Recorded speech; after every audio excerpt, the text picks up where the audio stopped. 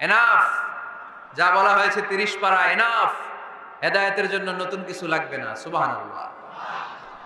অনেক সময় হয় না, আমরা খাওয়ার সময় বেশি দিলে আমরা বলি এই লাগবে না, বাস বাস, অনেক হয়েছে, অনেক পাতে অনেক তরকারি, আর দিও না, পারছি না, বাস বাস, বলি নাকি বলি না?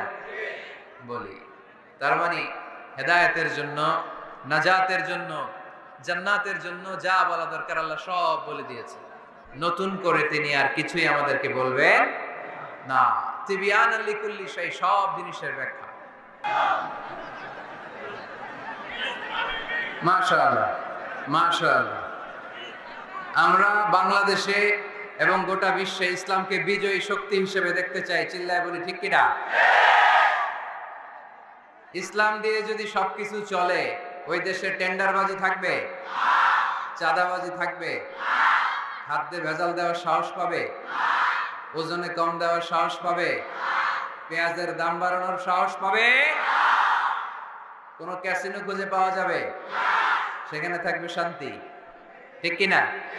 কোন একদিন এ দেশের আকাশে কালিমার পতাকা উড়বে, সেদিন সবাই খোদাই বিধান পে দুঃখ বেদনা ভুলবে, ঠিক কিনা? আমরা আল্লাহর বিধান চাই। আল্লাহর জমিনে আল্লাহর বিধান কায়েম হোক, বাস্তবায়িত হোক। আল্লাহ এটার জন্য দু চোখ দিয়ে আমরা দেখে মরতে পারি। আল্লাহ তুমি তৌফিক দান করো। আজকের প্রোগ্রামে আপনারা যারা উপস্থিত হয়েছেন, আমি সবাইকে আন্তরিক শুভেচ্ছা এবং অভিনন্দন জানাতে চাই। অনেক দূর দূরান্ত থেকে আমার মা বোনেরা মহিলা প্যান্ডেলে বসেছেন। মাগরিবের আগেই শুনেছি প্যান্ডেল প্যাকড ছিল। ভাইদের প্যান্ডেলও মাগরিবের পরপরই প্যাকড। অনেক জনসমুদ্র তৈরি হয়েছে, বিশাল জনসমুদ্র। প্রতিদিন যেখানেই কোরআনের কথা আমরা বলতে যাই, কোরআনের আকর্ষণে, এটা মিজানুর রহমানের আকর্ষণে না, চিল্লায় বলে ঠিক কিনা? এখানে আমরা কোরআনের আকর্ষণে এসেছি। আমাদের ভালোবাসার সেন্টার বা কেন্দ্রবিন্দু হচ্ছে কোরআন। এই কোরআনের কথা শোনার জন্য আমরা এসেছি। আপনারা দেখতে পাচ্ছেন যে এই মাহফিলের ধারণ ক্ষমতা কতটুকু, আপনারা দেখতে পাচ্ছেন। এখানে হই হুল্লোড়, চিৎকার চেঁচামেচি করলে আসলে কথা বলা যাবে না। বরঞ্চ 3-4 বার যে ধাক্কা আসছে এদিক থেকে, এই পাশে ভাইরা খুব কষ্ট পাচ্ছিল। একটা দুর্ঘটনা ঘটতে পারে, একটা দুর্ঘটনা হয়ে যেতে পারে। আমি আবারও বলতেছি, মাতোয়েলের ছেলেরা, আমি মাতোয়েলের সন্তান, তোমাদেরকে অনুরোধ করে বলি, জায়গা না পেলে ধাক্কা দিও না। আস্তে আস্তে পেছনে যাও, অ্যাবাউট টার্ন, আস্তে আস্তে পেছনে যাও। পেছনে যে নিরাপদ দূরত্বে দাঁড়াও। Safety first. আগে নিরাপত্তা, আগে কি? নিরাপত্তা। আজকের এই মাহফিলে না আসলে আমাদের গুনাহ হবে? এখানে মাহফিল না হলে কি গুনাহ হইতো? কোনো গুনাহ হইতো না, কোনো সমস্যা নাই। এদিকে হয় না, আরেক জায়গায় হবে। কিন্তু আজকে যদি হতাহতের ঘটনা ঘটে, তাহলে ঝামেলা আছে না নাই? সো এরকম কোনো দুর্ঘটনা যেন না ঘটে। আমরা আজকে সবাই দায়িত্বশীল। You all are responsible today. আজকের এই মাহফিলকে সফল করার জন্য প্রত্যেকের কাঁধে আমাদের দায়িত্ব আছে না নাই? আরেকজন আমরা বলবে, এই চাপেন চাপেন, এই বসেন না, আমি দায়িত্বশীল, এটা আমার এলাকা। সো যদি ভিড় হয়, আস্তে আস্তে পেছনে সরে যাও, নিরাপদ দূরত্বে থাকবো। আর কোনো আওয়াজ আমি শুনতে চাই না। একটা ছেলে আওয়াজ করবে না এখন। এদিকে আওয়াজ কেন তোমাদের? কি হয়েছে? আওয়াজ করবে না, আওয়াজ করবে না। ইউটিউবে দেখা যায়, এখন ওয়াজ সহজ হয়ে গেছে, ইউটিউবে দেখা যায়। ইউটিউবে দেখেন না ওয়াজ আপনারা? আমারে কি ইউটিউবে কেউ দেখছেন নাকি? কে কে দেখছেন? সবাই দেখছেন, ঠিক আছে, হাত নামান। তো হইলো তো, কথা শুনতে পারলেই হইলো, তাই না? আসল বিষয় হচ্ছে যে আমরা কোরআন শুনতে পারলাম কিনা, সেই অনুযায়ী আমল করতে পারলাম কিনা, এটা হচ্ছে বড় বিষয়। আমি আপনাদের খেদমতে the similarities between science and the Holy Quran এই বিষয়টা বোঝানোর জন্য কালামুল্লাহ মাজিদ থেকে একটা আয়াত তেলাওয়াত করেছি। সূরা আন-নাহলের 89 নম্বর আয়াত। এই আয়াতে আল্লাহ তাআলা ইরশাদ করছেন, ওয়া নাযালনা আলাইকাল কিতাবা তিবয়ানান লিকুল্লি শাই। নবী হে, আমি এই কিতাবটাকে মানে কোরআনটাকে আপনার কাছে নাজিল করেছি সব জিনিসের ব্যাখ্যা হিসেবে। ওয়া হুদাও, হেদায়েত হিসেবে, ওয়া রাহমাতাও, রাহমা হিসেবে, ওয়া বুশরা লিল মুসলিমিন, আর মুসলমানদের জন্য সুসংবাদ হিসেবে। এই কোরআনে আমাদেরকে জান্নাতের সুসংবাদ দিয়েছে কে? আমরা সবাই জান্নাতে যেতে চাই কি চাই না? আমরা এখানে যেমন একত্রিত হলাম, আল্লাহ জান্নাতেও যেন আমরা একত্রিত হতে পারি, তুমি তৌফিক দাও। আবার এই কোরআনে রহমত আছে না নাই? কোরআনের তাফসীর যখন হয়, কোরআনের আলোচনা যখন হয়, কালামুল্লাহ মাজিদ থেকে তেলাওয়াত যখন হয়, বিশ্বাসীরা যদি চুপ করে সে তেলাওয়াত, সে তাফসীর শুনে, তাহলে রহমতের বারিধারা আকাশ থেকে নাজিল করে কে? রব্বুল আলামিন বলেন, ওয়া ইযা কুরিআল কুরআনু ফাসতামিউ লাহু ওয়া আনসিতু লাআল্লাকুম তুরহামুন। যখন তোমাদের সামনে কোরআনের তেলাওয়াত করা হয়, কোরআন থেকে বর্ণনা দেওয়া হয়, কোরআনের তাফসীর করা হয়, কান দুটো খরগোশের কানের মধ্যে খাড়া করে মনোযোগ দিয়ে ওই আলোচনা শোনো আর একেবারে চুপচাপ থাকো, তাহলে তোমাদের উপর রহমত নাজিল করবে কে? তাহলে কোরআন আমাদের জন্য সুসংবাদ আমরা পেলাম। আবার কোরআন আমাদের জন্য রহমত, mercy, blessings and the bounties from our lord, এটাও পেলাম। এরপরে আল্লাহ বললেন হুদা, কোরআন আমাদেরকে হেদায়েত দেয়। কি দেয়? কোরআনে সব কিছু আছে। কোরআনে ইতিহাসের কথা আছে, তাই বলে কি এটা ইতিহাসের বই? কোরআনে সমাজ বিজ্ঞানের কথা আছে, তাই বলে এটা সমাজ বিজ্ঞানের বই? কোরআনে নবীদের অনেক মজার মজার গল্প আছে, তাই বলে এটা কি গল্পের বই? কোরআনে বিজ্ঞানেরও কথা আছে, তাই বলে কি এটা বিজ্ঞানের বই? না, এটা হেদায়েতের বই। এটা কিসের বই? The Holy Quran leads the way, পথ দেখায়। The Holy Quran guides us to the right sense of direction, কোন দিকে যেতে হবে এটা দেখায়। এটা হুদাল লিল মুত্তাকিন, এটা মুত্তাকিনদের জন্য পথ প্রদর্শনকারী। তো আজকের এই মাহফিলের শুরুতে যে মেসেজটা আপনাদের কাছে ড্রপ করতে চাই, সেটা হচ্ছে কোরআন এটা হেদায়েতের কিতাব। এটা কিসের কিতাব? সবাই বলেন কিসের কিতাব? এটা গাইড দেয় যারা মুত্তাকি তাদেরকে। কোরআনের শুরুতেই আল্লাহ তাআলা এই বিষয়টা আমাদের কাছে ক্রিস্টাল ক্লিয়ার করেছেন, স্পষ্ট করে বলেছেন, যালিকাল কিতাব লা রাইবা ফি হুদাল লিল মুত্তাকিন। This is the book, the most authentic and original and reliable book ever in the world. There is no doubt in it and a guidance to those who are muttaqin. এটা এমন বই যে বইয়ে কোনো ভুল নাই। এই বইয়ে কোনো ভুল আছে? আওয়াজ করে বলেন, কোরআনে কোনো ভুল আছে? কোনো সন্দেহ আছে? সংশয় আছে? হেদায়েতের কিতাব করে মুত্তাকিদের জন্য এটাকে পাঠালো কে? এজন্য রাব্বুল আলামিন বলেন, যালিকাল কিতাবু লা রাইবা ফি হুদাল লিল মুত্তাকিন। This is the book, there is no doubt in it. এটা এমন বই যেটাতে সন্দেহ নাই। এটা মুত্তাকিনদের জন্য পথ প্রদর্শনকারী। তাহলে এই কথাটা, এই মেসেজটা আজকে আমাদেরকে মুখস্থ করে নিয়ে যেতে হবে যে কোরআন হেদায়েতের কিতাব। এটা কিসের কিতাব? পথ দেখায়, সত্যের পথ, কল্যাণের পথ, জান্নাতের পথ। ইয়াহদি লিল্লাতি হিয়া আকওয়াম, যে পথটা খুব সুদৃঢ়, খুব মজবুত। কোরআনের এই পথে ডানে বায়ে কোনো মোড় নাই, কোনো ইউটার্ন নাই, কোনো চৌমুহনী নাই, স্ট্রেট ফরওয়ার্ড। এই রাস্তায় যদি দুনিয়ায় আমরা চলতে শুরু করি, এই রাস্তা শেষ হয়ে যাবে জান্নাতুল ফেরদাউসের ভেতরে। আওয়াজ করে পড়ি সুবহানাল্লাহ। এজন্য এই কোরআন থেকে আমাদেরকে হেদায়েত নিতে হবে, এই কোরআন থেকে আমাদেরকে গাইডেন্স নিতে হবে। আমাদের জীবনের চলার পথে যেখানে আমরা সমস্যায় পড়ব, এই কোরআন থেকে আমাদের গাইডেন্স, হেদায়াত, পথ প্রদর্শন যেটা আল্লাহ তাআলা আমাদের জন্য দিয়েছে, সেটা আমাদেরকে গ্রহণ করতে হবে। কারণ এই কিতাব এমন কিতাব যেটা মানুষকে অন্ধকারচ্ছন্ন একটা পথ থেকে আলোর পথ দেখায়, ঠিক কিনা? বামপন্থীদেরকে ডানপন্থী বানায়, ঠিক কিনা? রব্বুল আলামিন বলেন, আলিফ লাম রা, কিতাবুন আনজালনাহু ইলাইকা লিতুখরিজান নাসা মিনাল যুলুমাতি ইলান নূর। Muhammad, I've revealed this book in order to lead the mankind out of darkness into the light. অন্ধকারাচ্ছন্ন মানুষগুলোকে অন্ধকার থেকে বের করে টেনে এনে আলোর পথে উঠিয়ে দেওয়ার জন্য এই কোরআনকে পাঠিয়েছে কে? তাহলে আমরা বুঝলাম এটা বিজ্ঞানের কিতাব নয়, যদিও বিজ্ঞান নিয়ে কোরআন কথা বলেছে। এটা ইতিহাসের বই নয়, যদিও অনেক ইতিহাস কোরআনে আছে। এটা গল্পের বই নয়, যদিও নবীদের গল্প পাওয়া যায় এই কিতাবে। এটা হেদায়েতের কিতাব। কিসের কিতাব? আরো জোরে বলতে হবে, কিসের কিতাব?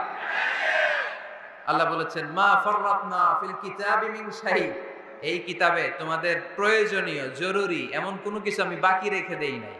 ওয়া নাযালনা আলাইকাল কিতাবা তিবয়ানান লিকুল্লি শাই, মানব প্রয়োজনীয় সব কিছু এই কিতাবের মধ্যে দিয়ে দিয়েছে কে? আল্লাহ।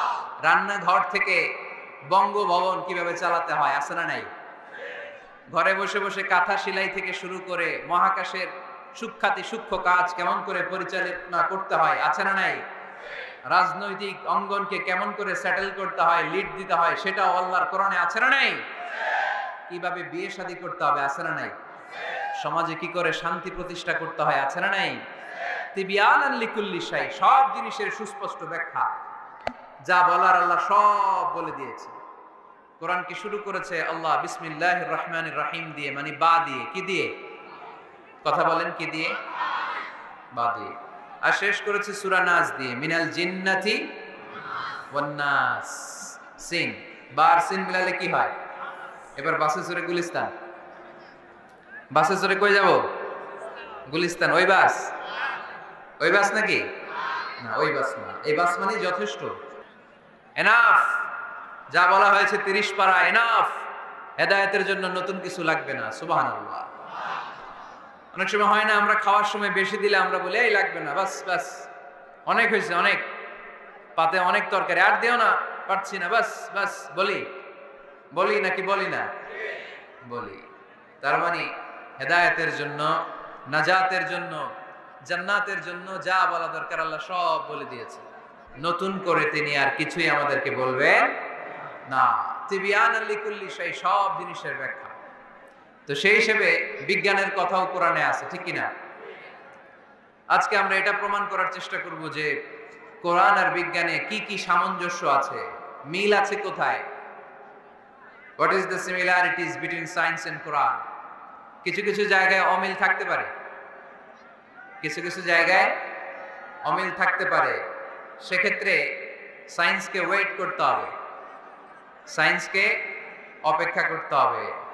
নতুন ইনভেনশন, ডিসকভারিজ কি আসে, they shouldn't jump to the conclusion. যে কালামুল্লাহ মাজিদে সায়েন্টিফিক ইন্ডিকেশনস আছে, অনেক অনেক কসমিক সিম্বলস আছে, ন্যাচারাল ফেনোমেনা আছে, এগুলোর সাথে কোরআনের অনেক মিল পাওয়া যায়। বিজ্ঞানে আর কোরআনে কোনো অমিল নেই, দ্বিমত নেই, সবই একরকম। কিছু কিছু ক্ষেত্রে যদি বিজ্ঞান অমিল পায়, দেন বিজ্ঞান should wait, science should wait unless they get their latest discoveries and invention, তাদের নতুন নতুন আবিষ্কারের জন্য অপেক্ষা করতে হবে। কারণ সায়েন্স প্রতিদিনই ইমপ্রুভ করে, ডেভেলপ করে। আজকে একটা পাইছে, কালকে আরেকটা পায়। আগে বলতো সূর্য ঘোরে, পৃথিবী ঘোরে না। এরপর বলতে শুরু করলো পৃথিবী ঘোরে, সূর্য ঘোরে না। এখন বলে সবই ঘুরে। এখন কি বলে? সবই ঘুরে। কিন্তু ১৫০০ বছর আগে আল্লাহ বলে দিয়েছেন ওয়া কুল্লুম ফি ফালাকিন ইয়াসবাহুন, মহাকাশে যা আছে সবকিছুই ঘুরে বেড়াচ্ছে। চিল্লায় পড়ি আল্লাহু আকবার। এজন্য the science shouldn't jump to the conclusion that the Quranic information is wrong. কোরআনের তথ্য ভুল, এই কথা বলে যেন সায়েন্স ভুল না করে। কারণ সায়েন্সের অনেক কিছুই এখনো আবিষ্কার হয়ে সারে নাই। একটা সময় চিকিৎসা বিজ্ঞানীরা বলতো ক্যান্সারের নাই কোনো অ্যান্সার, কিন্তু এখন আবার বলতেছে না, ক্যান্সারেরও অ্যান্সার খুঁজে পাওয়া যাচ্ছে, ঠিক কিনা? তাহলে বোঝা গেল সায়েন্সের সবচেয়ে ফাইনাল থিওরি হচ্ছে যে সায়েন্সের কোনো থিওরি ফাইনাল না। কথা বোঝেন নাই বোধহয়? সায়েন্সের ফাইনাল থিওরি হচ্ছে যে সায়েন্সের কোনো থিওরি ফাইনাল না। আর কোরআনের ফাইনাল থিওরি হচ্ছে যে কোরআন যেটাই বলেছে সেটাই ফাইনাল। চিল্লায় বলো ঠিক কিনা? যা শুনিয়েছে আমাদেরকে সবটাই ফাইনাল। তো এই জন্য কি কি মিল আছে, এরকম সাদৃশ্য অনেক খুঁজে পাওয়া যায়। আজকের এই রাতে এত লম্বা জোর আলোচনা সম্ভব হবে না। আমি কয়েকটা বিষয় নিয়ে একটু তোমাদেরকে বোঝানোর চেষ্টা করব যে এগুলোতে মিল খুঁজে পাওয়া যায়। যেমন কসমোলজির নাম তোমরা শুনেছো, কসমোলজির নাম শুনেছো না? সৃষ্টি তত্ত্ব, মহাবিশ্ব কি করে সৃষ্টি হলো, সায়েন্স যা বলেছে কোরআন তাই বলেছে। সুবহানাল্লাহ পড়ো। এমব্রায়োলজি, যেটা নিয়ে আমার ছোটখাটো কিছু গবেষণা কর্ম আছে। ভ্রূণতত্ত্ব, মায়ের পেটে বাচ্চা কিভাবে ডেভেলপ করে, কোরআন যা বলেছে সায়েন্স তাই বলেছে। হিউম্যান অ্যানাটমি, মানুষের দেহের কার্যকারিতা কিভাবে কি কাজ করে, সায়েন্স যা বলেছে কোরআন তাই বলেছে। ফিজিক্স বলে একটা কথা আছে, পড়েছো না তোমরা? পদার্থবিদ্যা, সায়েন্স যা বলেছে কোরআন তাই বলেছে। জুলজি, প্রাণীবিদ্যা, প্রাণী নিয়ে কোরআনে অনেক কথা, সায়েন্স যা বলেছে কোরআন তাই বলেছে। সি সায়েন্স, সাগরের নিচে কি আছে, এই সিক্রেট অফ দ্য সি, এই আন্ডারগ্রাউন্ডে কি আছে, কোরআন যে তথ্য দিয়েছে সায়েন্স বরাবর পুরোটাই স্বীকার করে নিয়েছে। চিল্লায় পড়ি সুবহানাল্লাহ। শুরুতে আমরা দেখি মহাবিশ্ব সৃষ্টি নিয়ে কোরআন কি বলেছে, আর বিজ্ঞান এই আধুনিক সময়ে এসে আমাদেরকে কি জানালো। কোরআন আমাদের সামনে উপস্থাপন করেছে, আওয়ালাম ইয়ারাল্লাযীনা কাফারু আন্নাস সামাওয়াতি ওয়াল আরদা কানাতা রাতকান ফাফাতাকনাহুমা وجعلنا من الماء كل شيء حي أفلا يؤمنون سبحان الله। কাফির মুশরিকরা কি দেখে না, আদিতে সৃষ্টির শুরুতে মহাবিশ্বের সব কিছু আকাশ জমিন এক জায়গায় লেপ্টে ছিল, একটা বিস্ফোরণের মাধ্যমে আমি মহাবিশ্ব তৈরি করলাম। আর এই পৃথিবীর মধ্যে, এ বসুন্ধরার মধ্যে, মহাবিশ্বের মধ্যে প্রাণবন্ত যা আছে সবকিছু আমি পানি থেকে তৈরি করলাম। এই পৃথিবীতে প্রাণবন্ত যা আছে তার সবটাই আল্লাহ কি থেকে তৈরি করেছে? পানি থেকে। এটা হচ্ছে কোরআনের থিওরি, যার প্রাণ আছে ওইটা তৈরি হয়েছে পানি থেকে। বিজ্ঞান এসে এটাই স্বীকার করেছে। বিজ্ঞান বলেছে এই পৃথিবীর প্রথম যে প্রাণ এটা পাওয়া গিয়েছে পানিতে। ওই প্রাণের নাম দিয়েছে তারা অ্যামিবা। কি নাম দিয়েছে? It's a very small unicellular organism in this universe. এককোষী অণুজীব, খুবই ছোট। তারা বলেছে এটা পানি থেকে এসেছে। তারপরে এসেছে জুপ্লাঙ্কটন, ফাইটোপ্লাঙ্কটন, ব্যাকটেরিয়া প্লাঙ্কটন। এই শৈবালগুলো, এই স্পিসিসগুলো, এই প্রজাতিগুলো পানি থেকে ডেভেলপ করেছে। তাহলে বিজ্ঞান যা বলেছে তার সাথে কোরআনের হুবহু মিল আছে না নাই? আবার আল্লাহ বললেন পানির মধ্যে আমি অনেক ক্যাটাগরি করেছি। পানির মধ্যে কিছু আছে মিঠা পানি, যেটা খেলে আমাদের হৃদয় ঠান্ডা হয়ে যায়। আবার পানির মধ্যে কিছু আছে লোনা পানি, যেটা মুখে তোলা যায় না, ঠিক কিনা? হাদা আযবুন ফুরাত ওয়া হাদা মিলহুন উজাজ। একটা লোনা পানি, একটা মিঠা পানি, দুই সাগরের পানি দুই দিক দিয়ে বয়ে যায়, মাঝখানে অদৃশ্য দেয়াল দিয়ে দিল কে? মারাজাল বাহরাইনি ইয়ালতাকিয়ান বাইনাহুমা বারযাখুন লা ইয়াবগিয়ান ফাবিআইয়ি আলাই রাব্বিকুমা তুকাযযিবান। লোনা পানির সাগর, মিঠা পানির সাগর বয়ে যায়, মাঝখানে অদৃশ্য দেয়াল, একটা পানি আরেকটার সাথে মিশে না, ঠিক কি না? এই দৃশ্য দেখছেন আপনারা? কোথায় দেখেছেন? চাঁদপুর।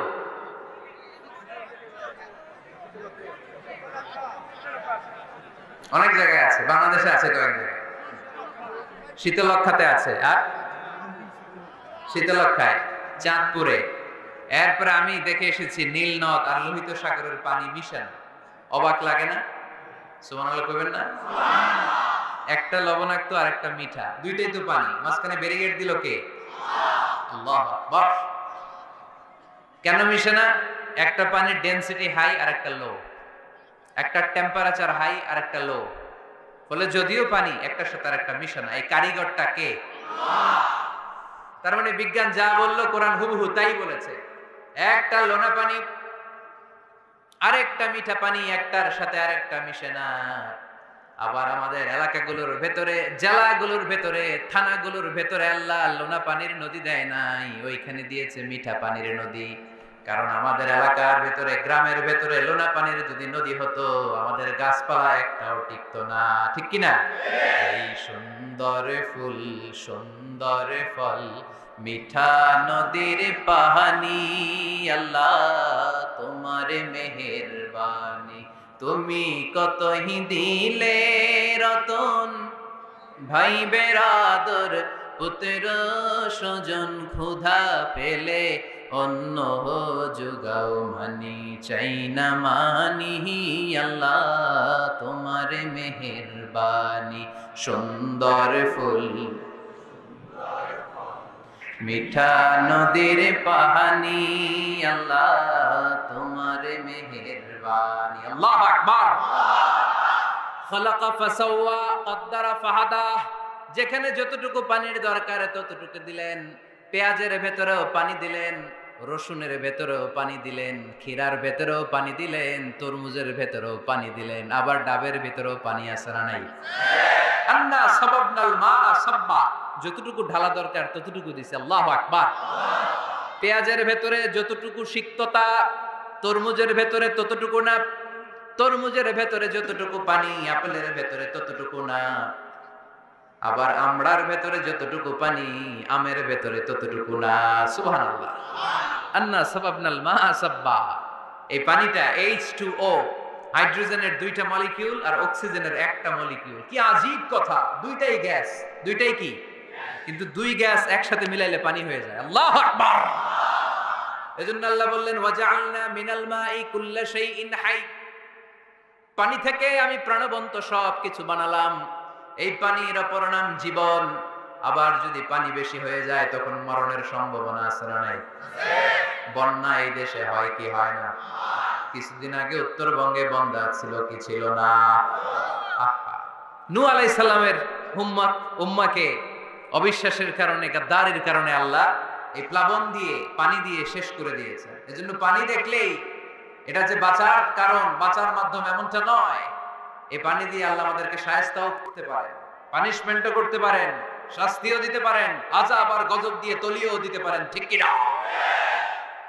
ওয়াজআলনা মিনাল মাই কুল্লা শাইইন হাই, প্রাণবন্ত সব কিছু আমি পানি থেকে বানালাম। আবার কোন কোন জায়গার পানির মধ্যে এত লবণ আমি দিয়ে দিলাম, সেখানে কোনো কিছু বাঁচে না। আছে না নাই? জর্ডানে একটা সাগর আছে, নাম ডেড সি। নাম শুনছেন? আজকে বাড়িতে যে গুগল করবা, Dead Sea located in Jordan, লিখলেই চলে আসবে। আরবিতে বলে আল বাহরুল মাইয়িত, মৃত সাগর, কিছু বাঁচে না। লবণের ঘনত্ব এত বেশি, আপনার ছোট্ট বাচ্চাটার ওই সাগরে ফেলে দিলে ও ডুববে না। কারণ আপনার বাচ্চা যতটুকু জায়গা নিবে পানিতে, তার চেয়ে বাচ্চার ওজন কম, পানির ওজন বেশি, এজন্য কিছু ডুবে না। ওখানে মাছ হয় না, ওখানে শ্যাওলা জন্মায় না, ওখানে কাঁকড়া নাই, চিংড়ি নাই। কারণ লূত আলাইহিস সালামের কওমের লোকেরা হোমোসেক্সুয়ালিটি প্র্যাকটিস করত, সমকামিতা, পুরুষে পুরুষে বিয়ে। এই আওয়াজ এখন বাংলাদেশেও ঢুকার চেষ্টা করতেছে। তাওহীদপন্থী মুসলমানদেরকে সচেতন হতে হবে। ওয়েস্ট থেকে কিছু আসলেই, ইন্ডিয়া থেকে কিছু আসলেই আমার দেশে ঢুকতে দেওয়া যাবে না। চিল্লায় বলো ঠিক কি না? অনেকে মনে করে আমেরিকা থেকে কালচার আসলো, পোশাক আসলো, এটাই মনে হয় মডার্ন। ইন্ডিয়া থেকে নতুন পোশাক আসলো, এটাই মনে হয় মডার্ন। নো, ইসলামের চেয়ে মডার্ন, আধুনিক গোটা বিশ্বে দ্বিতীয় কিছু নাই। চিল্লায় বলো ঠিক কি না? এজন্য সাবধান। এদেশে অলরেডি একটা অর্গানাইজেশন হয়েছে, রেইনবো, রংধনু। এরা ছেলে ছেলেতে বিয়ে করতে চায়, মেয়ে মেয়েতে বিয়ে করতে চায়। আমরা তাওহীদি জনতা বেঁচে থাকতে বাংলার জমিনে এটা হতে দেব না। চিল্লায় বলো ঠিক কি না? ওয়াজআলনা মিনাল মাই কুল্লা শাইইন হাই, পানি থেকে প্রাণবন্ত সব কিছু তৈরি করলো কে? আল্লাহ। আবার আল্লাহ বললেন কাফেররা কি দেখে না, আকাশ জমিন সব একসাথে ছিল, মহাবিস্ফোরণের মধ্য দিয়ে আমি মহাবিশ্ব তৈরি করেছি। এই বিস্ফোরণটার নাম কি বলতো? Big bang. মাশাআল্লাহ, কেমন শ্রোতা দেখছেন? সায়েন্সের সবকিছু নিয়ে বসছে আজকে। Big bang. স্টিফেন হকিং একটা বই লিখেছে, a brief history of time. সেখানে সে যে তথ্য দিয়েছে কোরআনের সাথে very similar to the concept of Stephen Hawking. Stephen হকিংও এই কথা বলেছে। সে বলেছে মহাবিশ্ব সৃষ্টির আগে সবকিছু একটা অণুর ভেতরে ছিল, হাই সিঙ্গুলারিটি, সবকিছু এক জায়গায় ছিল। ফাফাতাহনাহুমা, এক বিশাল আওয়াজের মাধ্যমে এক বিস্ফোরণে মহাবিশ্ব সৃষ্টি হলো। ওই আওয়াজটার নাম ছিল কুন। আওয়াজটার নাম ছিল কি? ইন্নামা আমরুহু ইযা আরাদা শাইআন আন ইয়াকুলা লাহু কুন ফায়াকুন। আমরা বাংলায় বলি না কুন ফায়াকুন?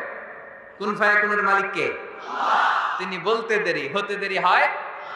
কুন, হাও, হয়ে যায়। বি, ইট ওয়াজ। আল্লাহ যখন বলেছেন কুন, এই আদিতে সব মিলে থাকা এই মহাবিশ্বের সবকিছু এক মহা বিস্ফোরণের মাধ্যমে গোটা বিশ্বে ছড়িয়ে পড়ল, গোটা বিশ্বে ছড়িয়ে ঘুরতে আরম্ভ করলো। এই বিস্ফোরণের ছোট্ট একটা কণার নাম পৃথিবী। এই মহা বিস্ফোরণের ছোট্ট একটা কণার নাম মঙ্গল। এই মহা বিস্ফোরণের ছোট্ট একটা কণার নাম বৃহস্পতি। এই মহা বিস্ফোরণের ছোট্ট একটা কণার নাম সূর্য। এরকম কত হাজার, অযুত, লক্ষ, নিযুত কোটি কণা বড় বড় তারকা রূপে মহাবিশ্বে ঘুরে বেড়াচ্ছে। আল্লাহ ছাড়া এর খবর কেউ রাখে না। এগুলো যে কত বিশাল, এগুলো নিয়ে আমাদের চিন্তা করা দরকার। আমরা মনে করি আমি মনে হয় বড়, আমার চেয়ে ক্ষমতাধর কেউ নাই, আমি দাপটওয়ালা, আমার এলাকা এটা আমার, খালি আমার আমার কয়, আছে না নাই? তোর কি বেটা? কিসের মালিক তুই? সবকিছুর মালিক কে? পরের জায়গা পরের বাড়ি ঘর বাঁধিয়ায় আমি রই, আমি তো সেই ঘরের মালিক নই। পরের জায়গা পরের বাড়ি ঘর বাঁধিয়ায় আমি রই, আমি তো সেই ঘরের মালিক নই। ঠিক কিনা? যেই বাড়িটাতে আজকে আমি থাকি, এটার আগে আমার বাবা ছিল, তার আগে দাদা ছিল, আমার পরে আমার ছেলে থাকবে, আমার নাতি থাকবে। এটার আসল মালিক আমি না, আমার ছেলে না, গোটা বিশ্বের আসল মালিক একজন সত্তা, তিনি কে? এজন্য সব আমার আমার এরকম দাপটওয়ালা কথা যেন আমরা না বলি। অহংকারীদেরকে আল্লাহ পছন্দ করে। বিনয়ীদের মর্যাদা আরশ পর্যন্ত নিয়ে যায় কে? মান তাওয়াদা লিল্লাহি ইল্লা রাফাআহুল্লাহ। যে নিচের দিকে নামতে চায় আল্লাহ ওরে টাইনা উঠায়, আর যে লাফায় লাফায় ওঠে থাপ্পড় মেরে আল্লাহ এত নিচে নিবে পৃথিবীর কেউ কল্পনা করতে পারবে না। ওই শয়তানের চেয়ে নিচে চলে যায়। চিল্লায় বলেন ঠিক কিনা? এজন্য অহংকার যেন আমরা না করি, দাম্ভিকতা যেন না দেখে। আমরা যেন একটু চিন্তা করি, এই যে বিস্ফোরণের মাধ্যমে গোটা বিশ্ব সৃষ্টি হলো, এটার তুলনায় কত ছোট্ট আমি, কত ক্ষুদ্র আমি। আমরা আজকে এই প্যান্ডেলে মাতোয়াইলে বসে আছি, তাই না? মাতোয়াইল তো ইউনিয়ন নাকি? কোন থানায় পড়ছে? সিটি কর্পোরেশন হয়ে গেছে। থানার নাম যাত্রাবাড়ি। যাত্রাবাড়ি হচ্ছে ঢাকার একটা থানা। ঢাকায় মোট কয় থানা? কয়টা? 19টা থানা, কম বেশি হবে। তো এই 19টা থানার মধ্য থেকে 53টা, আচ্ছা যাই হোক, এতগুলো থানার মধ্য থেকে যাত্রাবাড়ি একটা থানা। এই যাত্রাবাড়ির মধ্যে এটা একটা ইউনিয়ন। এই প্যান্ডেলটাই কি মাতোয়াইল ইউনিয়ন? আরো আছে না নাই? কত ছোট্ট একটা জায়গায় বসে আছে। আর যাত্রাবাড়ি হচ্ছে ঢাকার একটা থানা। ঢাকা হচ্ছে আমাদের 64 জেলার একটা জেলা। এই 64 জেলা নিয়ে আমাদের বাংলাদেশ, পৃথিবীর সবচেয়ে বড় একটা দেশ। কি বলেন? কত ছোট জানেন? ওয়ার্ল্ড ম্যাপে আমাদের বাংলাদেশ লেখার জায়গাটা অনেক। BA পরে ইন্ডিয়ার উপরে, NG পরে বাংলাদেশের উপরে, LADESS আবার ইন্ডিয়ার উপরে। এত ছোট। আমাদের প্রতিবেশী দেশ ভারত আমাদের চেয়ে অনেক গুণ বড়। রাশিয়া প্রায় 100 গুণ বড়। তাহলে কত বড় বড় দেশ আছে। এরকম 200টা দেশ নিয়ে আমাদের এই বসুন্ধরা, আমাদের এই পৃথিবী। আবার এই 200টা দেশ মিলে এই পৃথিবীর 30 ভাগ, বাকি 70 ভাগ শুধু পানি। তার মানে মহাবিশ্বের সবচেয়ে বড় গ্রহের নাম পৃথিবী, তাই না? এত বড় হওয়ার পরও এটা বড় হইতে পারে নাই। পৃথিবী যে কত ছোট এটা কল্পনা করলে অবাক হতে হয়। বৃহস্পতি একটা গ্রহ আছে, আমাদের সৌরজগতের গ্রহ। আপনারা দেখবেন গুগল করলে একটার থেকে আরেকটার সাইজ কত বড়। বৃহস্পতি আমাদের চেয়ে অনেক বড়। যে সূর্যের আলোতে সকালবেলা পৃথিবীটা আলোকিত হয়, এই সূর্যটা পৃথিবীর চেয়ে 13 লক্ষ গুণ বড়। সুবহানাল্লাহ মাহফিল শেষে কয় গুণ বড়? 13 গুণ বড়, 1300 গুণ বড়, 13,000 গুণ বড়। কয় লক্ষ? 13 লক্ষ গুণ বড়। তার মানে 13 লক্ষটা পৃথিবী সূর্যের ভেতরে রাখার জায়গা আছে না নাই? সূর্যই কি তাহলে সবচেয়ে বড়? আরো উপরে যান, আরো বড় পাবেন। সূর্য হচ্ছে তারা, তাই না? স্টার। সূর্যের পরে আমাদের সবচেয়ে কাছের তারার নাম প্রক্সিমা সেন্ট্রাই। আজকে গুগল করলেই পাবেন, অনেক আছে এরকম। আলফা সেন্ট্রাই এ, আলফা সেন্ট্রাই বি, ব্যাটেলজিউস নামে এক তারা পাওয়া যায়, ইটাকেরিনা নামে তারা পাওয়া যায়। যে সূর্য পৃথিবীর চেয়ে 13 লক্ষ গুণ বড়, এমন অনেক তারা আছে যেটা সূর্যের চেয়ে কয়েক হাজার কোটি গুণ বড়। তার মানে ওইটাই সবচেয়ে বড় তারা না, ওগুলোরে খেয়ে ফেলতে পারে এরকমও বড় বড় তারা মহাবিশ্বে আছে না নাই? এরকম হাজার কোটি তারা নিয়ে আমাদের গ্যালাক্সি। আমাদের গ্যালাক্সির নাম মিল্কি ওয়ে। আমাদের গ্যালাক্সি থেকে সবচেয়ে কাছের যে গ্যালাক্সি, এটার নাম হচ্ছে অ্যান্ড্রোমেডা। এরকম হাজার হাজার কোটি গ্যালাক্সি নিয়ে প্রথম আকাশের মহাশূন্য। প্রথম আকাশে এখনো যাইতে পারি নাই আপনাদেরকে নিয়ে। প্রথম আকাশের কি? মহাশূন্য। চিল্লায় বলেন, প্রথম আকাশের কি? মহাশূন্য। এর অনেক অনেক অনেক উপরে প্রথম আকাশ, যেখানে কিয়ামত অবধি নাসার বিজ্ঞানীদের যাওয়া সম্ভব হবে না। প্রথম আকাশের পরে আবার দ্বিতীয় আকাশের মহাশূন্য। না জানি ওইটাতে কি আছে, না জানি ওইটার মধ্যে আল্লাহ কি সৃষ্টি করে রেখেছে। দ্বিতীয় আকাশের মহাশূন্যের পরে দ্বিতীয় আকাশ, তারপরে তৃতীয় আকাশের মহাশূন্য, তারপরে তৃতীয় আকাশ। সুবহানাল্লাহ কইবেন না? তারপরে চতুর্থ আকাশের মহাশূন্য, তারপরে চতুর্থ আকাশ। একটার চেয়ে আরেকটা কত বড়। বিষ্ণু ঈসা ইসলাম বললেন, তোমার হাতের আংটি, এই আংটি যদি সাহারা মরুভূমিতে ফেলে দাও, পুরো মরুভূমির তুলনায় তোমার আংটি যত ছোট, আল্লাহর দ্বিতীয় আসমানের তুলনায় আল্লাহর প্রথম আসমানটা ঠিক তত ছোট। তাহলে এই আসমান, এই আরশ, এই কুরসি, আমার আল্লাহর জাত ও সত্তা, এই মহাবিশ্বের তুলনায় পৃথিবীটা কতটুকু, বাংলাদেশ কতটুকু, যাত্রাবাড়ি কতটুকু, মাতুয়াইল কতটুকু, প্যান্ডেলটা কতটুকু, আর আমি না খানদান কতটুকু। কত নগণ্য আমি, কত ক্ষুদ্র আমি, কত তুচ্ছ আমি।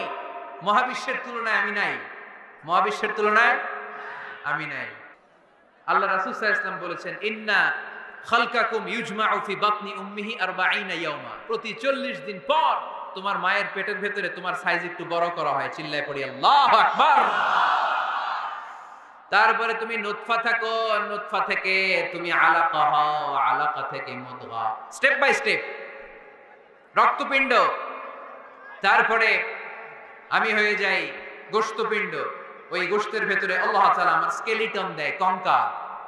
তারপরে এই কঙ্কালের চারদিক দিয়ে গোশত দিয়ে আমাকে আল্লাহ প্রস্তুত করে।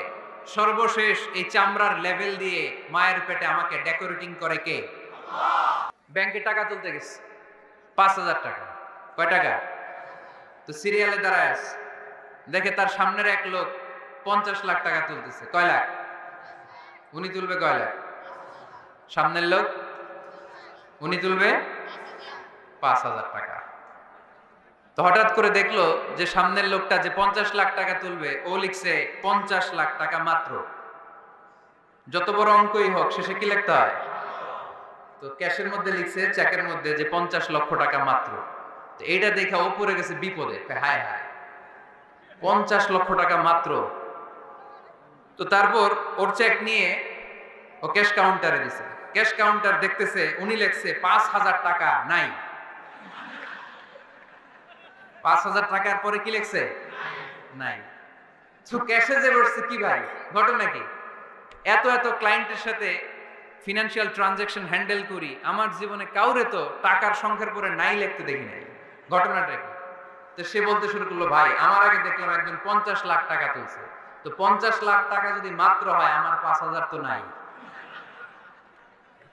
তো এই যে মহাবিশ্বের বর্ণনা যে তোমাদেরকে শোনালাম, এগুলো যদি চিন্তা করি, আমি আছি? আমি নাই, কিছুই না আমি। কত তুচ্ছ আমি, কত নগণ্য আমি। এই মহাবিশ্বকে মহা বিস্ফোরণের মাধ্যমে তৈরি করেছে কে? আবার আল্লাহ বললেন, ওয়াস-সামাআ বানাইনাহা বিআইদিন ওয়া ইন্না লামুসিউন। বিস্ফোরণের মাধ্যমে শুধু আকাশ সৃষ্টি করে আমি বসে থাকি নাই, এই আকাশ জমিনকে আমি আল্লাহ প্রতিনিয়ত প্রশস্ত করে দিচ্ছি।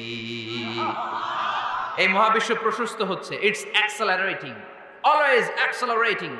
প্রশস্ত হচ্ছে, এক্সপান্ড হচ্ছে, অ্যাক্সেলারেট হচ্ছে। এটা কোরআনের কথা। কিসের কথা? 1988 সালে ঠিক কাটায় কাটায় আজ থেকে 20 বছর আগে সুপারনোভা কসমোলজি প্রজেক্ট নামে একটা প্রজেক্ট করে তারাও গবেষণা করে পেয়েছে যে মহাবিশ্ব স্থির নেই, এটা ঘোরার পাশাপাশি অ্যাক্সেলারেট হচ্ছে। চিল্লায় পড়তে হবে আল্লাহু আকবার। তার মানে কোরআনে যে তথ্য উপাত্ত আল্লাহ দিয়েছেন বিজ্ঞানের সাথে, এগুলো সাদৃশ্য আছে না নেই? আবার আল্লাহ কসম কেটে বললেন ফালা উকসিমু বিমাওয়াকি'ন নুজুমি ওয়া ইন্নাহু লাকসামুন লাউ তা'লামুনা আযীম। আমি আল্লাহ তারকা পতিত হওয়ার জায়গাগুলোর কসম খাই, যেখানে তারকাগুলো ঘুরতে ঘুরতে ঘুরতে ঘুরতে ওইটার রেঞ্জে যখন চলে যায় মুহূর্তের মধ্যে তারকা তার অস্তিত্ব হারিয়ে ফেলে। সুবহানাল্লাহ। তারকা পতিত হওয়ার জায়গাগুলোর শপথ করলেন কে? এটাকে কোরআন বলেছে মাওয়াকি'উন নুজুম। নাজমুন মানে তারা, যেখানে তারা তার অস্তিত্ব হারায়। কোরআন বলেছে মাওয়াকি'উন নুজুম, কিন্তু বিজ্ঞান এটার নাম দিয়েছে ব্ল্যাক হোল। বিজ্ঞান এটার নাম দিয়েছে কি? Black hole. তারা ঘুরতে ঘুরতে এই ব্ল্যাক হোলের রেঞ্জের মধ্যে যদি চলে আসে মুহূর্তের মধ্যে তারাগুলো নিঃশেষ হয়ে যায়। এখানে আবার আওয়াজ বাড়ছে, আওয়াজ বাড়ছে। আবার তোমরা আওয়াজ শুরু করলা।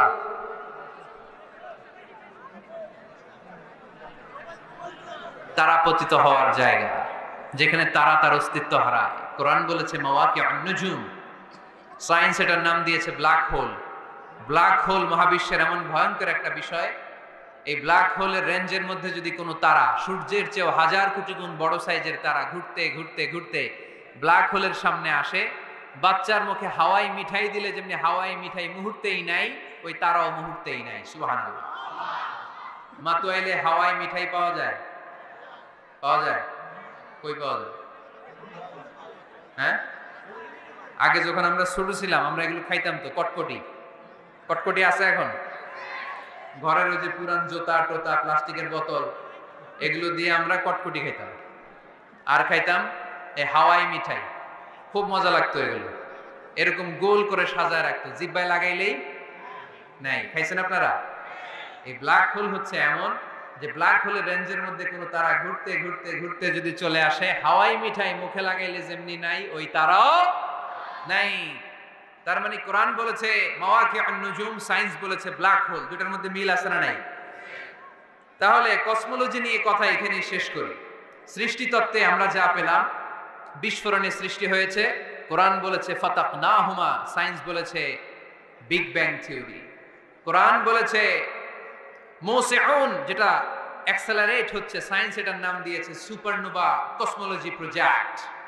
কোরআন নাম দিয়েছে মাওয়াকি'উন নুজুম, সায়েন্স বলেছে ব্ল্যাক হোল। প্রতিটা জায়গায় কোরআনের সাথে সায়েন্সের মিল আছে না নাই? এবার আমরা শুনবো এমব্রায়োলজি নিয়ে, ভ্রূণতত্ত্ব। কি তত্ত্ব? ভ্রূণতত্ত্ব। আমরা আমাদের মায়ের পেটের ভেতরে এখন যত বড় আছি তত বড়ই ছিলাম, তাই না? কতটুকু ছিলেন? কতটুকু? একেবারে ছোট, ছোট্ট ছোট্ট ছোট্ট। বাবার শুক্রাণু মায়ের ডিম্বাণু, দুইটা মিলিয়ে মায়ের পেটের ভেতরে আমার অস্তিত্ব দান করলেন কে? কিছুই ছিলাম না আমি। সায়েন্স 1977-এ হাম এন্ড লিয়েন হুক নামে দুইজন সায়েন্টিস্ট অনুবীক্ষণ যন্ত্র দিয়ে ওরা খুঁজে পেয়েছে যে শুক্রাণুর ভেতরে, স্পার্মের ভেতরে প্রাণের অস্তিত্ব আছে। কিন্তু 1500 বছর আগে এর ভেতরে যে প্রাণ আছে সেটার ঘোষণা কোরআনে দিয়ে দিয়েছে কে? ওভাম এন্ড স্পার্ম, দুইটা মিলে হয় জাইগোট। তারপর জাইগোট থেকে হয় এমব্রায়ো, ভ্রূণ। আমি, আপনি, আমরা সবাই ছিলাম ছোট্ট একটা ভ্রূণ, ব্যাঙ্গাচির মতো। বর্ষাকালে মাতুয়াইলে খালে বিলে ব্যাঙ্গের পোনা পাওয়া যায় না? দেখতে মাছের বাচ্চার মতো, তাই না? ছোট বাচ্চারা মনে করে মাছের পোনা, বাড়িতে ধইরা নিয়ে আস, মারাকে মা পোনা লয়ে আইছে, মায়ের দেখে দেখ কোনি আছে না নাই? আসলে কি এটা মাছ? এটা কি ব্যাঙ্গের পোনা?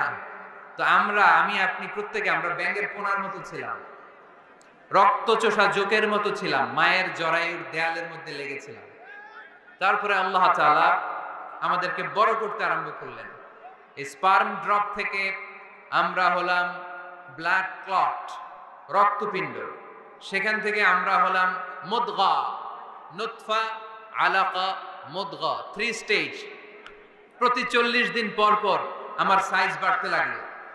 সায়েন্স এটা স্বীকার করেছে যে প্রত্যেক 40 দিন পর বাচ্চার একটা নোটিসেবল ডেভেলপমেন্ট ঘটে। আল্লাহ রাসূল সাল্লাল্লাহু আলাইহি ওয়াসাল্লাম বলেছেন, ইন্না খালকাকুম ইউজমাউ ফি বাতনি উম্মিহি 40 ইয়াওমা। প্রতি 40 দিন পর তোমার মায়ের পেটের ভেতরে তোমার সাইজ একটু বড় করা হয়। চিল্লায় পড়ি আল্লাহু আকবার। তারপরে তুমি নুতফা থাকো, নুতফা থেকে তুমি আলাকা হও, আলাকা থেকে মুদগা, স্টেপ বাই স্টেপ রক্তপিণ্ড। তারপরে আমি হয়ে যাই গোশতপিণ্ড। ওই গোশতের ভেতরে আল্লাহ তাআলা আমার স্কেলিটন দেয়, কঙ্কাল। তারপরে এই কঙ্কালের চারদিক দিয়ে গোশত দিয়ে আমাকে আল্লাহ প্রস্তুত করে। সর্বশেষ এই চামড়ার লেভেল দিয়ে মায়ের পেটে আমাকে ডেকোরেটিং করে কে? আল্লাহ। ওয়ালাকাদ খালাকনাল ইনসানা মিন সুলালাতিন মিন তিন সুম্মা জাআলনাহু নুতফাতান ফি ক্বারারিন মাকিন ثم خلقنا النطفة علقة فخلقنا العلقة مضغة فخلقنا المضغة عظاما فكسونا العظام لحما ثم أنشأناه خلقا آخر فتبارك الله أحسن الخالقين. পড়েন আল্লাহু আকবার। আল্লাহ বলেন, ছোট্ট নাপাক বীর্য থেকে তোমার এই তৈরি করলাম। তুমি ছিলা পানির ফোঁটা, সেখান থেকে বাড়ালাম জমাটবদ্ধ রক্তপিণ্ড, সেখান থেকে গোশতপিণ্ড। ওই গোশতের ভেতরে তোমার কঙ্কাল আমি জুড়ে দিলাম, কঙ্কালের উপরে গোশত দিয়ে প্যাকেট পড়ালাম, সর্বশেষে চামড়া দিয়ে ডেকোরেশন করে দিলাম। ছোট্ট ছিলাম আমরা, একেবারে ছোট্ট, অনেক ছোট্ট। আস্তে আস্তে আমার হাত গজালো, আমার পা গজালো, আমার হেয়ারিং সিস্টেম চালু হলো, আমার রেসপিরেটরি সিস্টেম চালু হলো, আমার ডাইজেস্টিভ সিস্টেম চালু হলো, আমার স্টোমাক হলো, আমার ব্লাড সার্কুলেশন শুরু হলো, আমার হার্টের 2টা পার্টিশন হলো। আল্লাহ রুহের ফুৎকার দিলেন, আমি মানুষ হয়ে দুনিয়ায় আসলাম। সুবহানাল্লাহ। 2টা পার্টিশন করে দিলেন। আর এই পাম্প মেশিন আমার মায়ের পেটের ভেতরেই চালু করে দিলেন কে? এক মুহূর্তের জন্য যদি এই পাম্প মেশিনটা বন্ধ হয়ে যায়, মুহূর্তে আমারে ঠুস বানায় দিবে কে? আরে মানুষ রঙিন ফানুষ, দম ফুরাইলে তবু তো ভাই কারোরই নাই একটুখানি। আরে মানুষ রঙিন ফানুষ, রঙিন ফানুষ, আরে মানুষ। আল্লাহু আকবার। 2টা জিনিস আল্লাহ দেয়, রুহু দেয় আর ফেরেশতা দেয়। কি দেয়? রুহু দেয় আর ফেরেশতা দেয়। মানুষ যখন মরে যায় 2টাই চলে যায়, রুহটাও চলে যায়, ফেরেশতাও চলে যায়, ঠিক কিনা? আমাদের কাঁধে ফেরেশতা আছে না নাই? 2 কাঁধে ছিল যে তোমারে 2 জনা পাহারা, তোমারে একলা থুইয়া পালাইছে তাহারা। তোমার 8 কুঠুরি 9 দরজা বন্ধ এবার হলো রে, হলো মুখে আল্লাহ রসুল সবে বলো, ও মুখে আল্লাহ রসুল সবে বলো। দুয়ারে আইসাছে পালকি নায়রি গাও তো হলো রে, তোলো মুখে আল্লাহ রসুল সবে বলো, ঠিক কিনা? রুহুর ফুৎকার যখন মায়ের পেটে দিলেন, হার্টবিট চালু হয়ে গেল, অলিন্দ নিলয়। বাংলায় কি বলে? ইংরেজিতে সিস্টলিক এন্ড ডায়াস্টলিক। ধপ ধপ ধপ করে আমার এই হার্টের পার্টিশন থেকে ধপ ধপ করে আমি যে পৃথিবীতে এসেছি এটা জানান দিল কে? এই প্রক্রিয়ায় আল্লাহ আমারে বানালেন। এই যে এতগুলো মাস মায়ের পেটের ভেতরে ছিলাম, পৃথিবীর কেউ আমারে খাবার দিতে পারছে? চিকিৎসা করতে পারছে? যে কবিরাজ আমারে খাবার দিলেন, অক্সিজেন দিলেন, ওই কবিরাজের নাম কি? আল্লাহ। 7 মাস আল্লাহ বললেন ফি যুলুমাতিন সালাস, 3টা প্যাকেটের ভিতরে তুমি ছিলা। কোরআন বলে কয়টা প্যাকেট? জোরে বলেন, সবাই বলেন কয়টা? কোরআনের ভাষ্য মতে 3টা প্যাকেট। মডার্ন সায়েন্সও তাই বলেছে, 3টা প্যাকেট। প্রথম প্যাকেটের নাম প্লাসেন্টা, ইংরেজিতে বলে প্লাসেন্টা। এটা হচ্ছে ফুল। বাচ্চা বেরো আর কিছুক্ষণ পরে মায়ের জরায়ের ওখান থেকে একটা ফুল বেরিয়ে আসে, এইটার প্যাকেটে ছিলাম। প্যাকেট বানাইছিল কে? 2 নম্বর প্যাকেটের নাম ওম, মায়ের জরায়ু। জরায়ুর প্যাকেটের ভিতরে ছিলাম। 3 নাম্বার হচ্ছে আমার মায়ের পেট, হার বেলি, এই পেটের প্যাকেট, 3টা প্যাকেটের ভিতরে ফি করারিন মাকিন, গোপনতম প্রকোষ্ঠে আমাকে মায়ের পেটের ভেতর থেকে পৃথিবীতে বের করে দিল কে? কত ক্ষুদ্র ছিলাম, সেখানে আমি বিজয়ী হয়েছি, ঠিক কিনা? এই যে লাম, তারা প্রমাণ করেছে যে অণুবীক্ষণ যন্ত্র দিয়ে তারা দেখেছে 1 ফোঁটা বীর্যের ভেতরে 20 কোটি শুক্রাণু যদি না থাকে, তাহলে ওই ফোঁটা শুক্রাণু থেকে মায়ের গর্ভে কোনো সন্তান জন্ম লাভ করে না। কয় কোটি?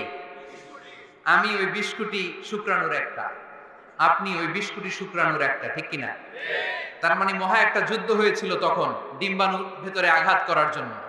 সেই যুদ্ধে 19,99,99,999 শুক্রাণুকে পেছনে ফেলে ওই খেলায় চ্যাম্পিয়ন হয়েছিলাম আমি, চিল্লায় বলেন ঠিক কিনা? ওই দিন মায়ের পেটে যে আমার অস্তিত্বের জানান আমি দিয়েছিলাম, তখন আমার হাত ছিল নাকি? পা ছিল? দাদা ছিল? দাদি ছিল? টাকা ছিল? ব্যাংক ব্যালেন্স ছিল? কিছুই ছিল না। তখন আমি বিজয়ী হয়েছি। তখনও যখন আমি বিজয় লাভ করতে পেরেছি, এই দুনিয়ার বুকে এসেও আমাদের বিজয় কেউ ঠেকায় রাখতে পারবে না, চিল্লায় বলেন ঠিক কিনা? আমরা বিজয় করতে এসেছি, যাই করব আমরা ভালোভাবে করব, এটা ইসলামের শিক্ষা, ঠিক কিনা? বললেন সহিহ মুসলিমের বর্ণনা, ইন্না ফিল জাসাদি আযমান লা তাআকুলুহুল আরদু আবাদান ওয়া মিনহু ইউরাক্কাবুল খালকু কুল্লুহু ইয়াওমাল কিয়ামা। আল্লাহ রাসূল বললেন, নিশ্চয়ই প্রত্যেক মানুষের, প্রত্যেক প্রাণীর দেহের মধ্যে একটা ছোট হাড় আছে। কি আছে? হাড় বা হাড্ডি। লা তাআকুলুহুল আরদু আবাদা, মাটি কখনো এই হাড্ডিটারে খেতে পারে না। অমিনহু ইউরাক্কাবুল খালকু কুল্লুহু ইয়াওমাল কিয়ামা, কিয়ামতের দিন ওই হাড্ডিকে বেসিক ধরে সবগুলো মানুষকে দাঁড় করায় দিবে কে?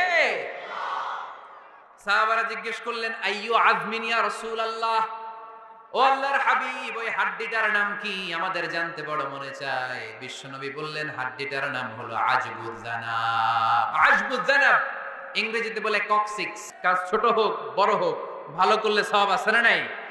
যে কোনো কাজ করো না ভাই, যে কোনো কাজ করো, তা যেন হয় সবার চেয়ে সবচেয়ে সুন্দর।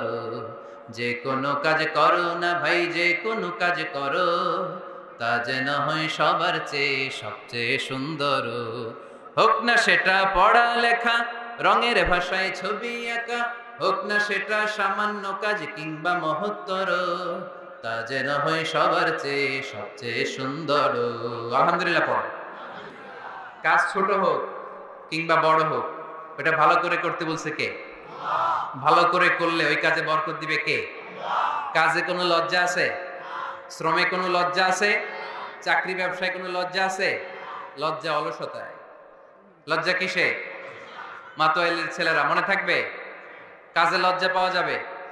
Never underestimate any job, big or small. ছোট হোক বড় হোক, কোনো চাকরিকে নাক ছিটকানো যাবে না। কাজ করে বেঁচে থাকতে হবে, এটাই ইসলামের শিক্ষা, ঠিক কিনা? তাহলে এই এমব্রায়োলজির এই সংক্ষিপ্ত পরিসরের যে আলোচনা, এটাতে আমরা বুঝলাম সায়েন্স যা বলেছে তার সবটুকুন কোরআনের সাথে মিল আছে না নাই? কোনো অমিল আছে? যদি কোনো অমিল তারা খুঁজে পায়, দে হ্যাভ টু ওয়েট। সায়েন্সের কি করতে হবে?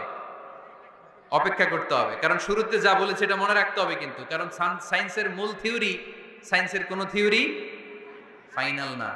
আর কোরআনের মূল থিওরি, কোরআন যাই বলেছে তার সবটাই ফাইনাল, চিল্লায় বলো ঠিক কিনা? এবার দেখি হিউম্যান অ্যানাটমি নিয়ে কোরআন আমাদেরকে কি শুনিয়েছে। কোরআন আমাদেরকে শুনিয়েছে যে আমাদের দেহের প্রতিটা অঙ্গের ব্লু প্রিন্ট আল্লাহর কাছে আমাদের যে আমলনামা, সেখানে আছে না নাই?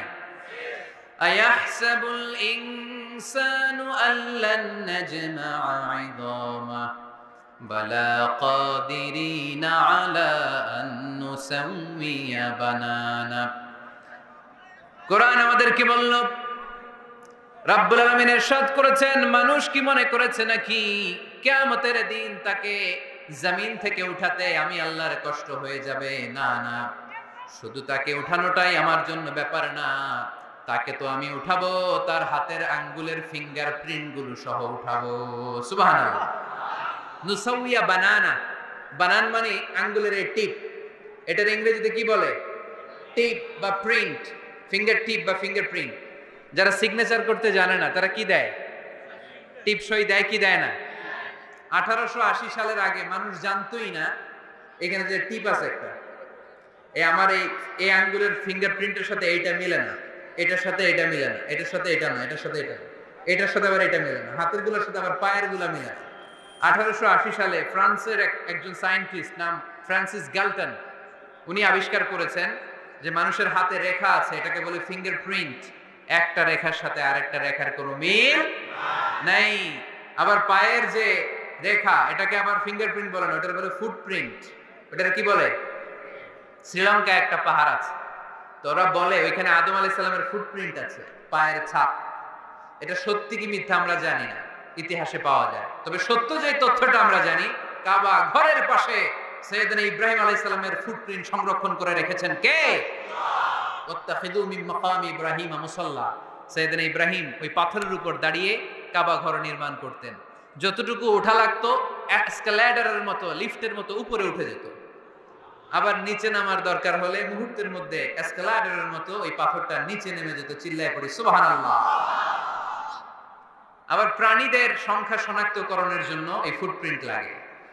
যেমন সুন্দরবনে বা অ্যামাজন জঙ্গলে বাঘ কয়টা আছে গুনতে হবে। বাঘ শুমারি হয়, আমাদের হয় আদমশুমারি। আমাদের কি হয়? আর আমাদের সুন্দরবনে কি হয়? বাঘ শুমারি। তো বাঘ গুনবে কিভাবে? কাছে যে এমনি গুনবে, বাঘ মামা 1, বাঘ মামা 2, বাঘ মামা 3, আর বাঘ আপনারা ছেড়ে দিবে নাকি? এমনি গানে ওখানে আসলে বাঘ মামার কাছে যাওয়া যায় না, তাহলে খবর আছে।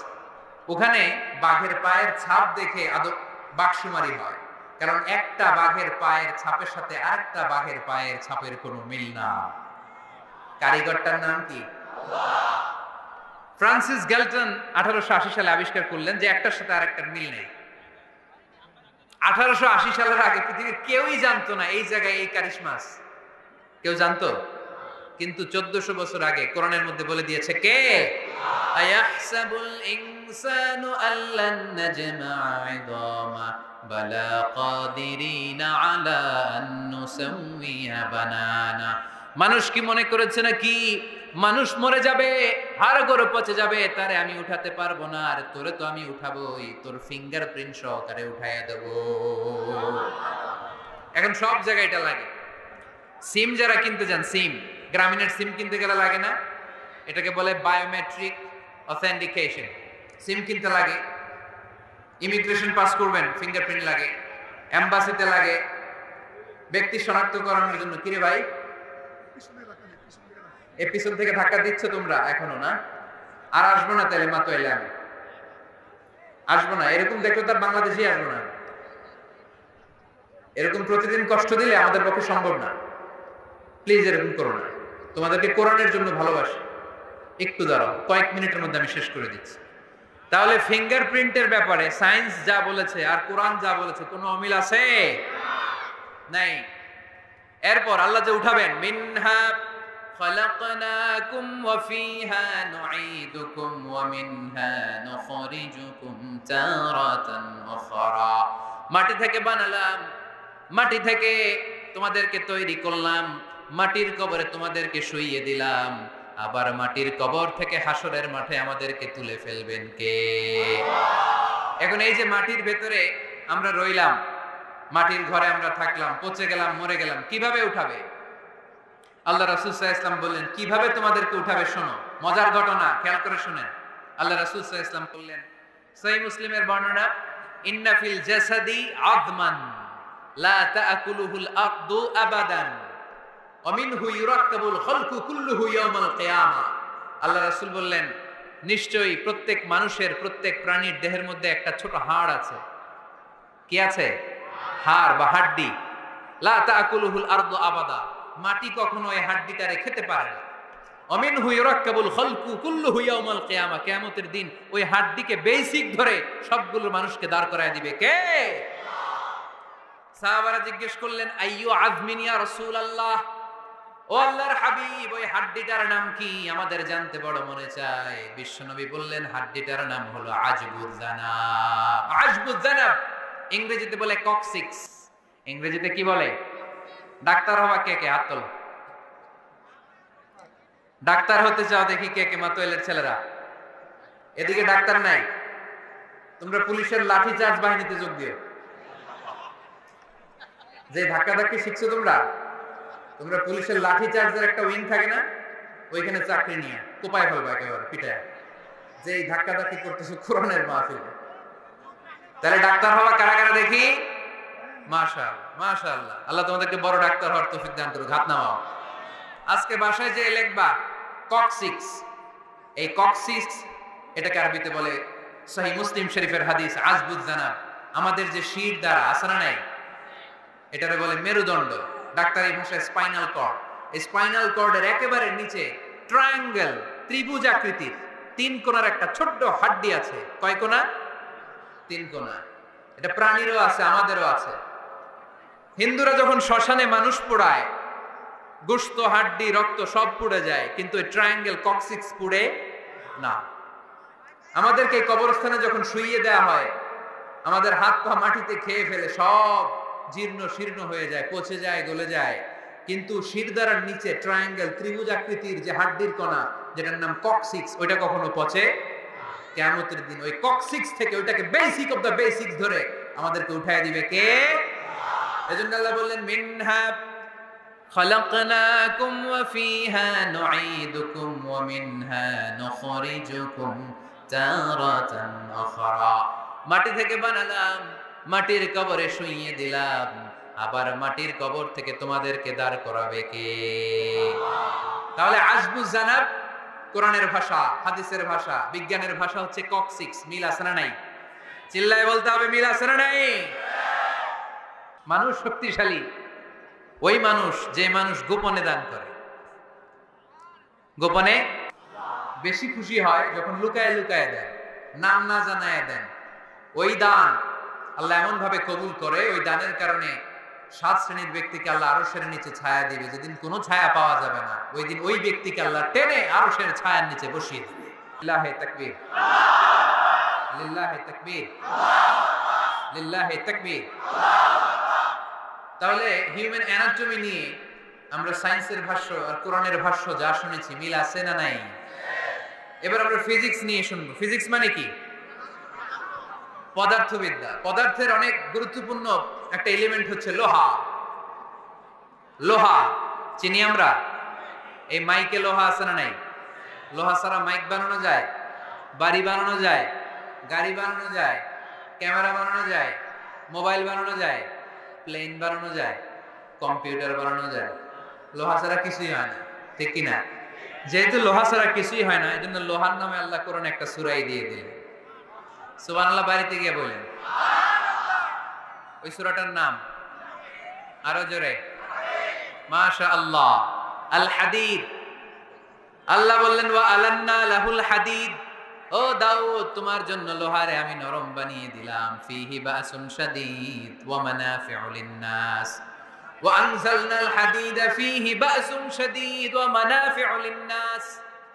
আমি লোহাকে আকাশ থেকে নাজিল করলাম, লোহার ভেতরে রয়েছে অনেক শক্তি। মানাফিউ লিন-নাস, মানুষের জন্য উপকার।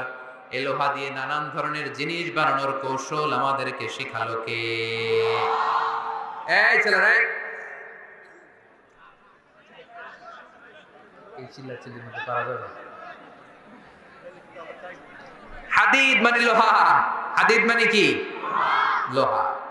আল্লাহ বললেন, খেয়াল করে শুনেন, এই যে মাশাআল্লাহ ঠান্ডা, হ্যাঁ এবার ঠিক আছে, এরকম থাকে। লোহা, সূরার নাম হাদিদ, লোহা। ওয়া আনজালনাল হাদিদ, লোহাকে আমি নাজিল করেছি। এই আয়াত থেকে বোঝা গেল লোহা পৃথিবীর উপাদান না। চাচা, ওয়া আনজালনাল হাদিদ, লোহাকে আমি নাজিল করেছি। আকাশ থেকে বৃষ্টি নাজিল করে কে? এই কোরআনকে নাজিল করছে কে?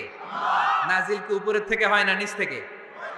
তার মানে ওয়া আনজালনাল হাদিদ, লোহাকেও আল্লাহ এইভাবে নাজিল করছে। কোরআন যেমনি উপর থেকে নিচে, ফ্রম আপ টু ডাউন, বৃষ্টি যেমনি উপর থেকে নিচে, তেমনি লোহাকেও উপর থেকে নিচে নাজিল করেছে কে?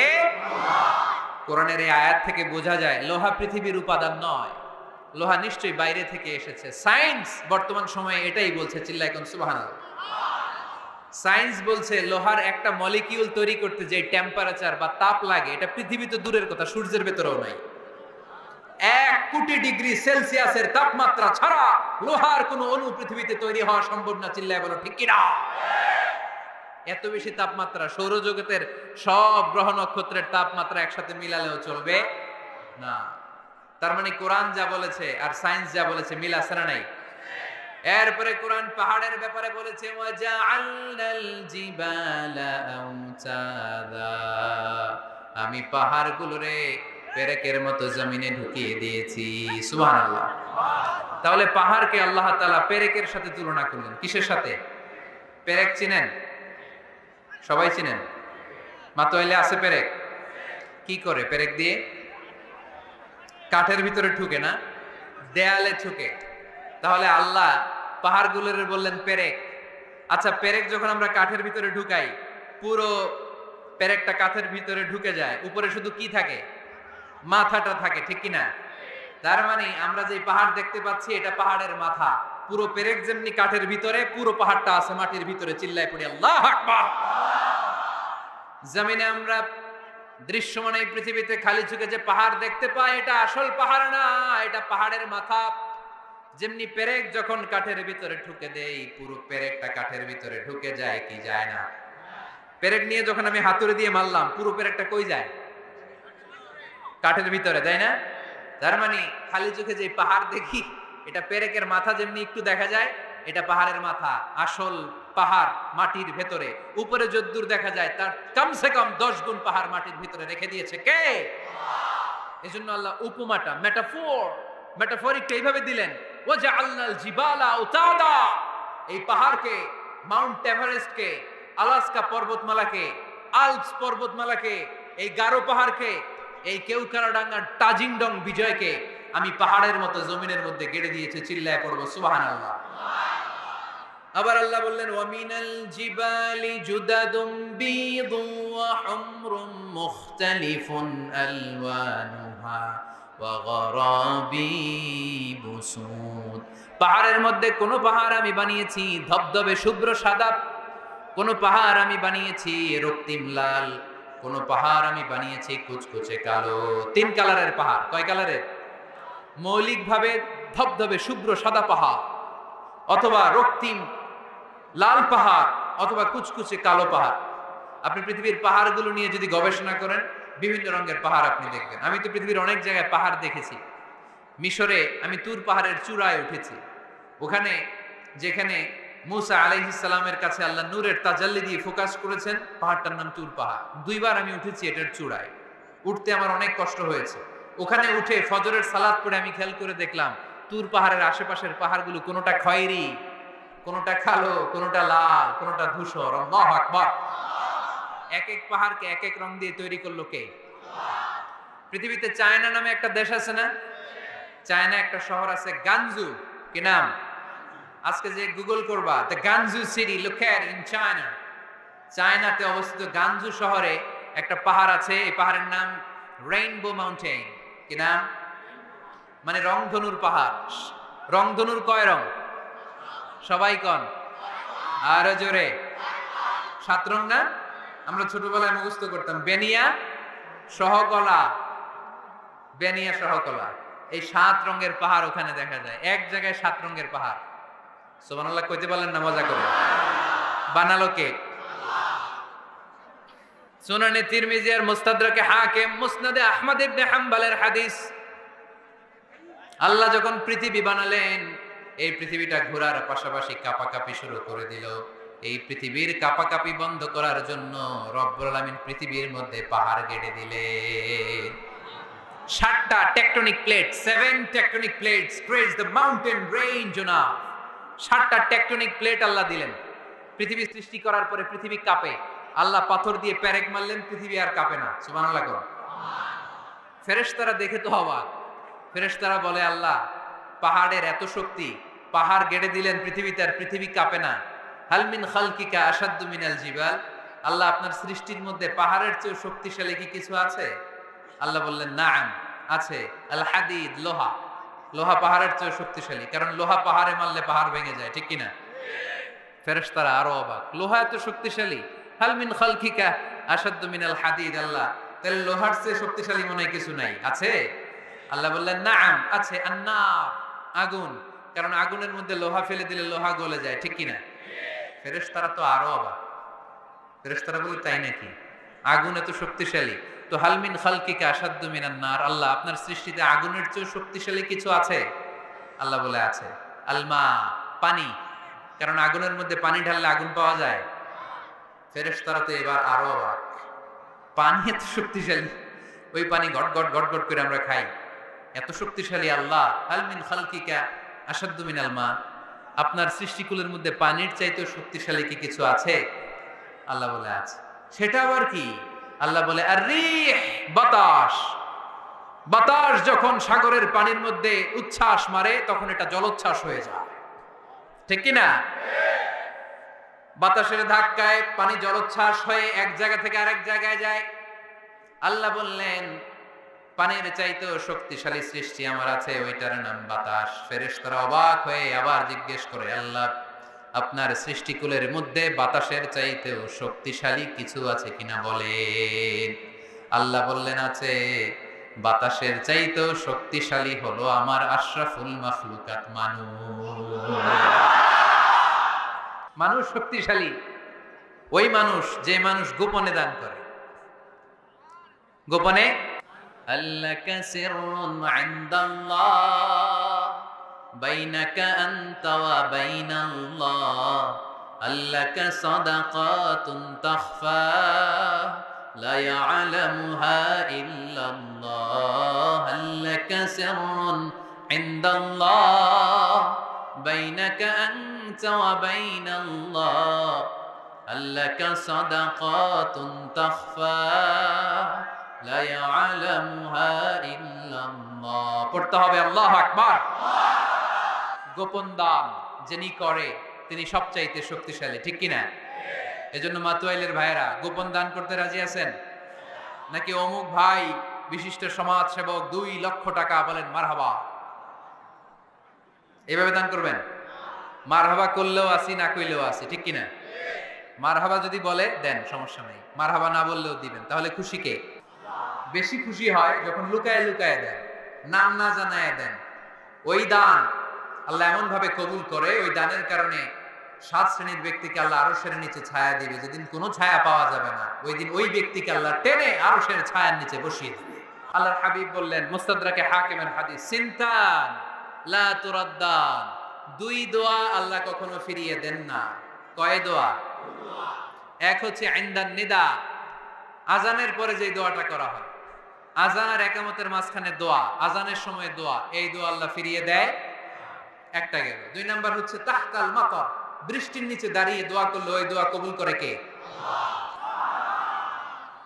তাহলে কোরআন পাহাড়ের কথা যা বলেছে, বিজ্ঞানে ওই কথা আছে না নাই?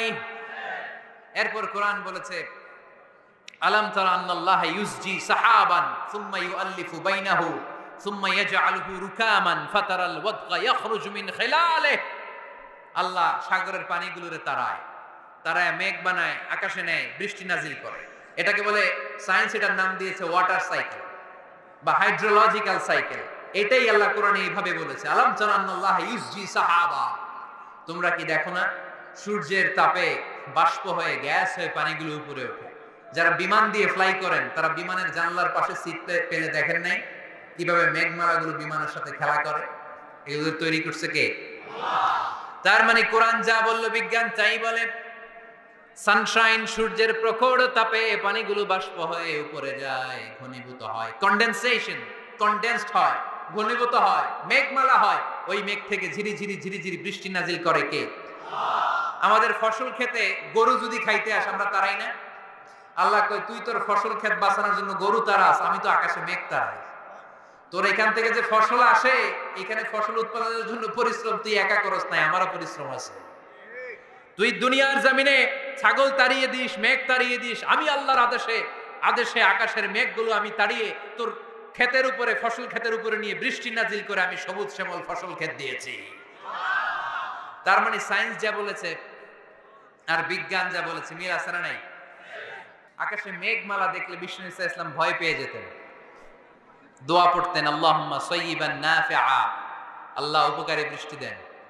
বৃষ্টি দেখলে, মেঘ দেখলে আল্লাহ রাসূল পেরেশান, একবার ঘরের ভিতরে আরেকবার বাইরে, একবার ভিতরে আরেকবার বাইরে। আম্মা জান বলতেন, ইয়া রাসূলুল্লাহ, আকাশে মেঘ দেখলে আপনি পেরেশান হন কেন? আল্লাহ রাসূল কেঁদে কেঁদে বলতেন, আয়েশা আমি জানি না এই বৃষ্টি আর তুফান থেকে মদিনায় সজীব শ্যামল ঘাস লতা পাতা জন্মাবে, নাকি এর মধ্যে থেকে বজ্রপাত এসে আমাদের পাপের কারণে আল্লাহ মদিনাটারে জ্বালিয়ে দিবে, আমি জানি না। আমরাও যে আকাশে মেঘমালা দেখি, আমরা কি জানি এটা কি রহমতের মেঘ না আযাবের মেঘ? জানি আমরা। তারপরও বৃষ্টি আসলে আমাদের গান আছে না নাই? বৃষ্টি আসলে দেখবেন গান লাগায় দেয়। বৃষ্টি পরে টাপুর টুপুর, ওই কয় পায়ে দিয়ে সোনার নুপুর, সব মুখস্থ। এগুলো করা যাবে না। বৃষ্টি দেখলে দোয়া পড়তে হবে, আল্লাহুম্মা সাইয়্যিবান নাফিআ, আল্লাহুম্মা আসকিনা গাইসান মুগীসান মারিআন মারিআন নাফিআন গায়রা দার আজিলান গায়রা আজিল। আল্লাহ এই মেঘমালা থেকে এমন বৃষ্টি দাও যে বৃষ্টি আমাদের জন্য কল্যাণকর, যে বৃষ্টিতে ঘাস লতা পাতা জন্মায়, যে বৃষ্টিতে আমাদের গবাদি পশুর জন্য রিজিক থাকে।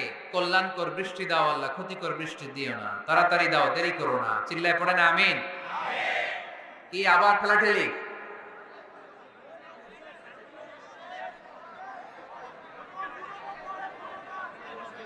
মোনাজাত করে দেই না? না না, মোনাজাত হবে, বসে যাও। এই তো ঠিক আছে, এইভাবে থাক। তাহলে কানগুলো খরগোশের কানের মতো খাড়া করে শোনেন। আল্লাহর হাবিব বললেন, মুস্তাদরাকে হাকিমের হাদিস, সিনতান লা তুরাদ্দান, দুই দোয়া আল্লাহ কখনো ফিরিয়ে দেন না। কয় দোয়া?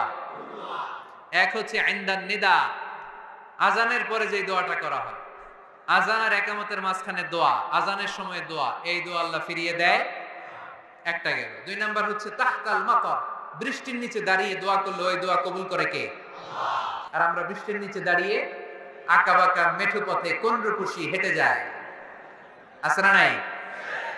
বৃষ্টি আসলে আমরা ভাবুক হয়ে যাই, দরজা জানলা বন্ধ করে দিয়ে অনেকে গান বাজনা ছেড়ে দেয়, হিন্দি গান লাগায় দেয়।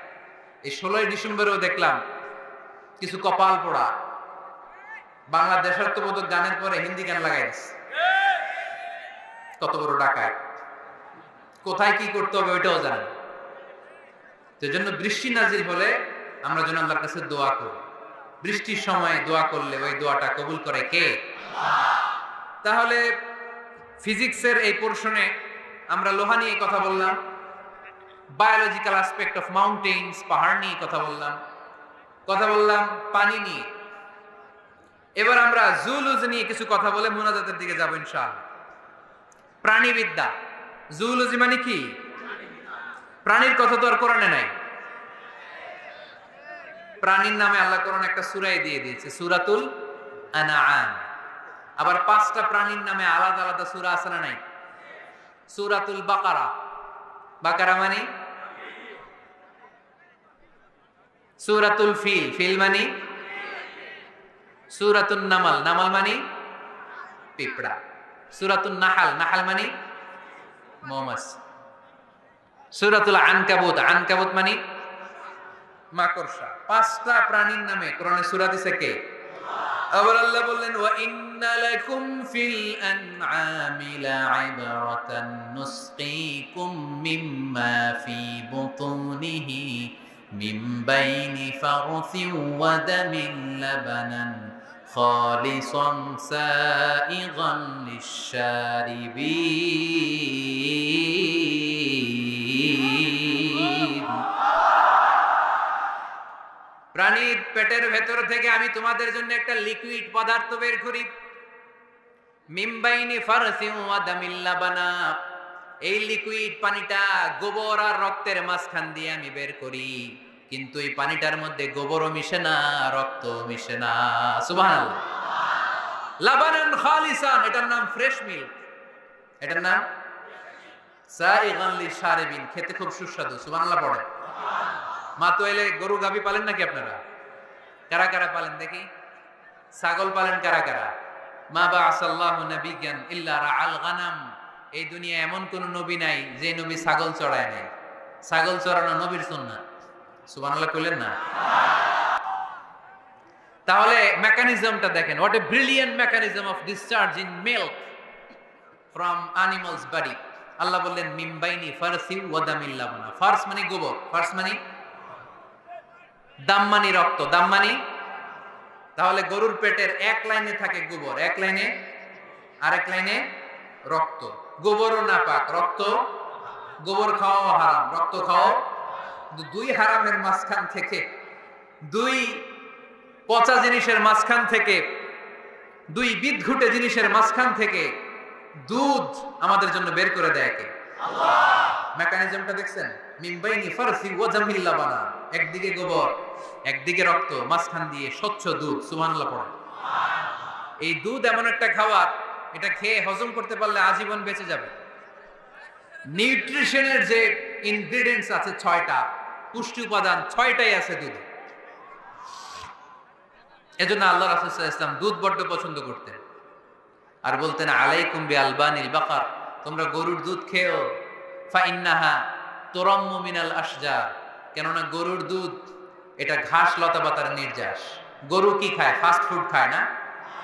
গরু বার্গার খায় না? ফ্রেঞ্চ ফ্রাইজ খায় না? টিক্কা খায় না? চিকেন কাবাব? গরু কি খায়? এই ঘাস খাবেন, মানে শাকসবজি খাবেন। গরু ঘাস খায়, এজন্য গরুর পেট থেকে দুধ বের করে দেয় কে? আলাইকুম বিআলবানিল বাকার, তোমরা গরুর দুধ খেও। কত বড় ডাক্তার ছিলেন বিশ্বনবী মুহাম্মদ সাল্লাল্লাহু আহমদ, বড় বিশ্বস্ত, বিশ্বস্ত ডাক্তার। যেটা খাইতে বলছে ওটা খাইলে কোনো রোগ হবে? সে কোন বন্ধু বলো বেশি বিশ্বস্ত, সে কোন বন্ধু বলো বড় বিশ্বস্ত, কার কাছে মন খুলে দেয়া যায়, কার কাছে প্রাণ খুলে বলা যায়, হওয়া যায় অতি আশ্বস্ত, তার নাম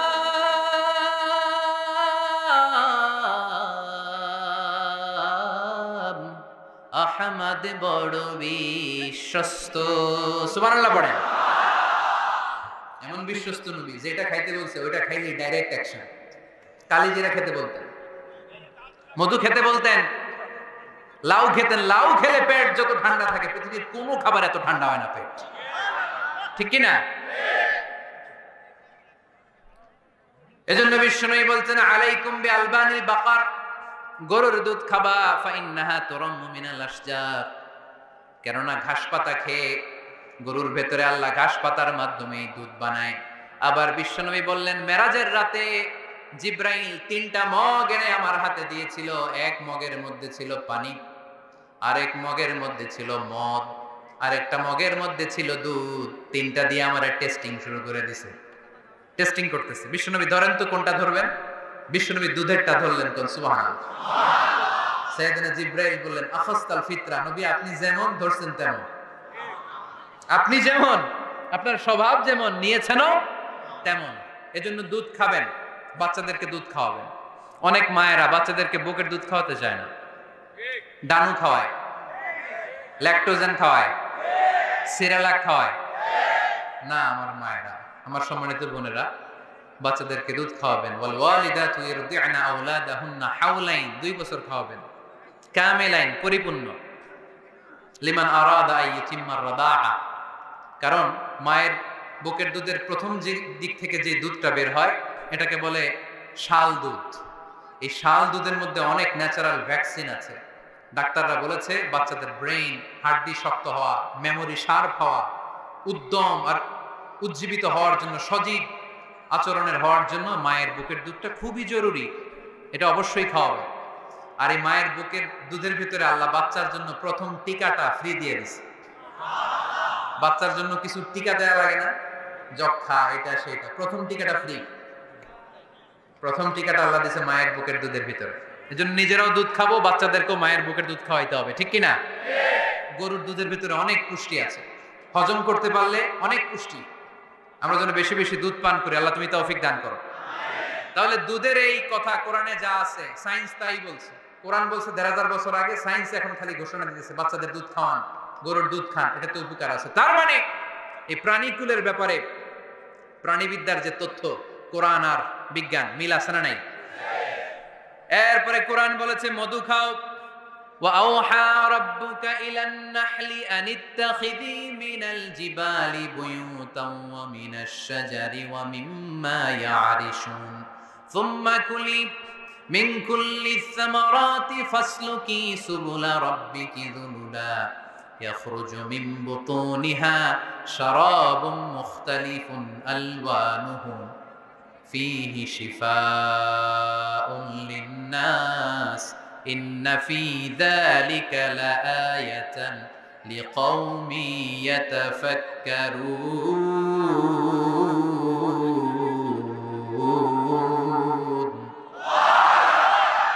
لِقَوْمٍ يَتَفَكَّرُونَ চিন্তাশীলদের জন্য এই মধুর মধ্যে আল্লাহ চিন্তা রেখে দিয়েছেন। আওহা রাব্বুকা ইলান নাহল, আল্লাহ মধুরে মেসেজ পাঠাইছে। আমরা মোবাইলে কি পাঠাই? এই মেসেজ আমার মোবাইলে আসে, আমার বন্ধু আমারে পাঠাইলে আরেক জায়গায় যায়, শুধু আমিই জানবো। মৌমাছির আল্লাহ যেটা পাঠাইছে এটা মৌমাছি বুঝতে পেরেছে। আনিত্তাখিদি, আল্লাহ অর্ডার করার সময় নারী মৌমাছিকে বলেছে, এটা মুয়ান্নাসের সিগা। আপনারা যারা আরবি জানেন, আলেম ওলামা ইকরাম যারা এসেছেন তারা জানেন ইত্তাখিজ এটা মুযাক্কার, পুরুষের জন্য। ইত্তাখিদি মুয়ান্নাস, নারীদের জন্য। আল্লাহ মৌমাছিকে যখন বলেছেন মৌচাকের বাসা বাঁধো, তখন আল্লাহ পুরুষ মৌমাছিরে বলে নাই, বলছে নারী মৌমাছিকে। কোন মৌমাছিকে? কার্ল ভন ফ্রেশ নামে একজন অস্ট্রিয়ান বিজ্ঞানী, এই সায়েন্টিস্ট গবেষণা করে দেখেছে মৌচাকের বাসার মধ্যে পুরো মৌমাছির সব কার্যক্রমের প্রধান যে থাকে এটা পুরুষ মৌমাছি না, এটা নারী মৌমাছি। সুবহানাল্লাহ, এত আসতে। অস্ট্রিয়ান এই সায়েন্টিস্ট একটা বই লিখেছে, দ্য ডান্সিং বিজ, কিভাবে ফাসলুকি সুবুলা রব্বিকি যুলুলা। এইখানে মৌচাক আর মধু আনতে যায় 5 মাইল দূরে, এরপরে আবার এই রাস্তাটা চিনে মৌমাছি যা আসে ওর এই রাস্তা চিনায় দেয় কে? আল্লাহ সিক্রেট মেসেজ দিয়ে বললেন ইত্তাখিদি, ঘর বানাও। আওহা রাব্বুকা ইলান নাহলি আন ইত্তাখিদি বাইতা, উপরে ঘর বানাও, মিনাল জিবালি বুয়ুতা, পাহাড়ে বানাও, গাছের মগ ডালে বানাও, যাতে পোলামানরা ঢিল মারতে না পারে। কাছাকাছি নিচু জায়গায় মৌচাকের বাসা হলে পোলামানরা কি করে? মধ্যে ঘর জন্য ঢিল মারে না। আল্লাহ দেখেন কিভাবে সিক্রেট মেসেজ দিল যে নিচে তুমি তোমার মৌচাকটা করো না, উপরে বানাও। আর আমার দেখা পথ অনুযায়ী তুমি মধু নিয়ে আসো, এটাকে বলে ফ্লাওয়ার নেক্টার, পুষ্পরস। মধু এত ভালো কেন? এর কারণ মৌমাছি যখন পুষ্পরস বা ফ্লাওয়ার নেক্টার সে নিয়ে আসে, সে ফলের রস আনে, সে ফুলের রস আনে, সে বনাজি গাছ থেকে আনে, ঔষধি গাছ থেকে আনে, হার্বাল ট্রি থেকে আনে। এজন্য মধুর চেয়ে ঔষধি গুণ সম্পন্ন কোন ন্যাচারাল লিকুইড পানীয় পৃথিবীতে আবিষ্কার হয় না। চিল্লায় এখন সুবহানাল্লাহ। ফাসলুকি সুবুলা রাব্বিকি যুলুলা, এগোতে থাকো, তারপরে মধুগুলোকে নিয়ে বাসার মধ্যে রাখো। এই আয়াত থেকে প্রমাণ হয় পুষ্পরস সংগ্রহ করে মধু এটাকে খেয়ে ফেলে, এমন না মুখ দিয়ে এনে মৌচাকে রেখে দেয়, না, এটা খেয়ে ফেলে। খেয়ে পেটের ভেতরে একটা চেম্বার আছে, আলাদা একটা চেম্বার, ওইখানে এনজাইম দিয়ে এটাকে সমৃদ্ধ করে। তারপর একটা টিউব আছে এটার পেছনে, টিউব দিয়ে মৌচাকের ভেতরে মধুকে পৌঁছে দেয় আমাদের জন্য। কোন সুবহানাল্লাহ। এই অস্ট্রিয়ান সায়েন্টিস্ট উনি গবেষণা কইরা অপারেশন করে মৌমাছি কেটে দেখতে পেল মৌমাছির পেটের ভিতরে একটা পাকস্থলী না আমাদের মতো, ওর পেটের ভিতরে আল্লাহ 2টা পাকস্থলী দিয়েছে। একটা তার নিজের খাবারের পাকস্থলী, আর একটা আমাদের জন্য যে মধু এনে এটাকে এনজাইম লিকুইড দিয়ে সমৃদ্ধ করবে, ওইটার জন্য আরেকটা পাকস্থলী। চিল্লায় পড়তে হবে আল্লাহু আকবার। এজন্য মধু খেতে রাজি আছেন তো? বিষ্ণু ঈসা ইসলাম ফ্রেশ মধু খেতেন, দুর্গন্ধযুক্ত মধু বিষ্ণু সাল্লাল্লাহু আলাইহি সাল্লাম কখনো খেতেন না। আর বিষ্ণু ঈসা ইসলাম বলতেন আলাইকুম বিশিফাইন, তোমরা 2টা শিফা নাও। কোরআনে এই মেসেজটা খেয়াল রাখবে, কোরআনে কালামুল্লাহ মাজিদে 2টা বিষয়ের ক্ষেত্রে আল্লাহ শিফা শব্দ যোগ করেছেন। এক হচ্ছে স্বয়ং কোরআনের ক্ষেত্রে আল্লাহ বলেছেন এটাতে আছে শিফা, আর মধুর ক্ষেত্রে বলেছেন মধুতে দিয়েছি আমি শিফা। এজন্য বেশি বেশি মধু খাওয়ার দরকার আছে না নেই? কত ধরনের মধু যে পৃথিবীতে পাওয়া যায়, ব্ল্যাক হানি, হোয়াইট হানি, ক্রিমড হানি, অর্গানিক হানি, এগুলো খুঁজে খুঁজে খাবেন। আজকে মধু খাইছেন কে কে? দেখি হাত তোলেন। মাশাআল্লাহ, আমিও খেয়ে আসছি আপনাদের সাথে। প্রতিদিন মধু খাইতে হবে শীতকালে। আজকে শীত পড়ছে না অনেক, মধু খেয়ে যদি আপনি কাজ শুরু করে দেন, শীত বাবাজি আপনার কাছে আসতে পারবে। বিষ্ণু ইসলাম মধু খেতে আমাদেরকে উৎসাহিত করেছেন। তার মানে এমন বিশ্বস্ত নবী আমার, যেটা খেতে বলেছেন এটা খেলে আমাদেরকে সুস্বাস্থ্য দান করবে কে? তার মানে প্রাণীবিদ্যায় আমরা কোরআন থেকে যে তথ্য পেয়েছি, এই তথ্যের সাথে বিজ্ঞানের তথ্যের মিল আছে না নাই? কোনো অমিল আছে? কিন্তু বিজ্ঞান যদি কোনো অমিল খুঁজে পাওয়া যায়, বিজ্ঞানী বাবাজিদের কি করতে হবে? কি করতে হবে? They have to wait unless they get their final discoveries, the latest modern invention. তাদের নতুন ইনভেনশন যতক্ষণ না আসে বসে থাকতে হবে, কারণ তোমাদের কথা ফাইনাল না। বিজ্ঞানের সবচেয়ে বড় থিওরি যে বিজ্ঞানের কোন থিওরি ফাইনাল না, আর কোরআনের সবচেয়ে বড় থিওরি কোরআন যাই বলেছে তাই মনে থাকবে। এজন্য আজকের এই সংক্ষিপ্ত আলোচনা থেকে আমরা বুঝতে পারলাম যে বিজ্ঞান আর কোরআনে কোনো অমিল নেই, আছে শুধু মিল। আমরা আজকে কসমোলজি নিয়ে শুনেছি, মানে সৃষ্টি তত্ত্ব, কিভাবে সৃষ্টি হলো মহাবিশ্ব। এমব্রয়োলজি নিয়ে শুনেছি, কিভাবে আমরা তৈরি হয়েছি, ভ্রূণ তত্ত্ব। হিউম্যান অ্যানাটমি, আমার দেহের নাট বল্টু কোথায় কি আছে। শুনেছি ফিজিক্স নিয়ে, পদার্থবিদ্যা। শুনেছি জুওলজি নিয়ে, প্রাণীবিদ্যা।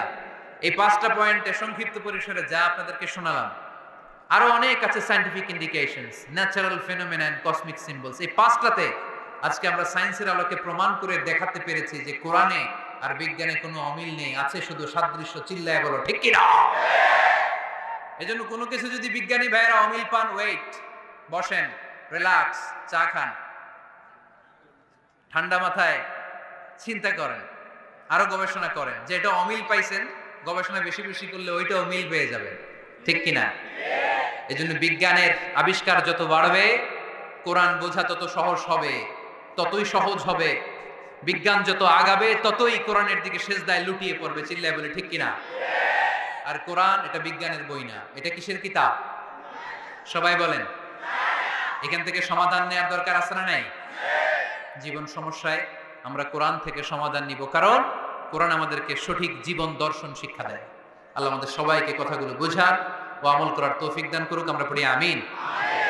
এখনই আলোচনার শেষ হওয়ার আগেই ওঠাউঠি করে কে কে চলে যাবেন দেখি।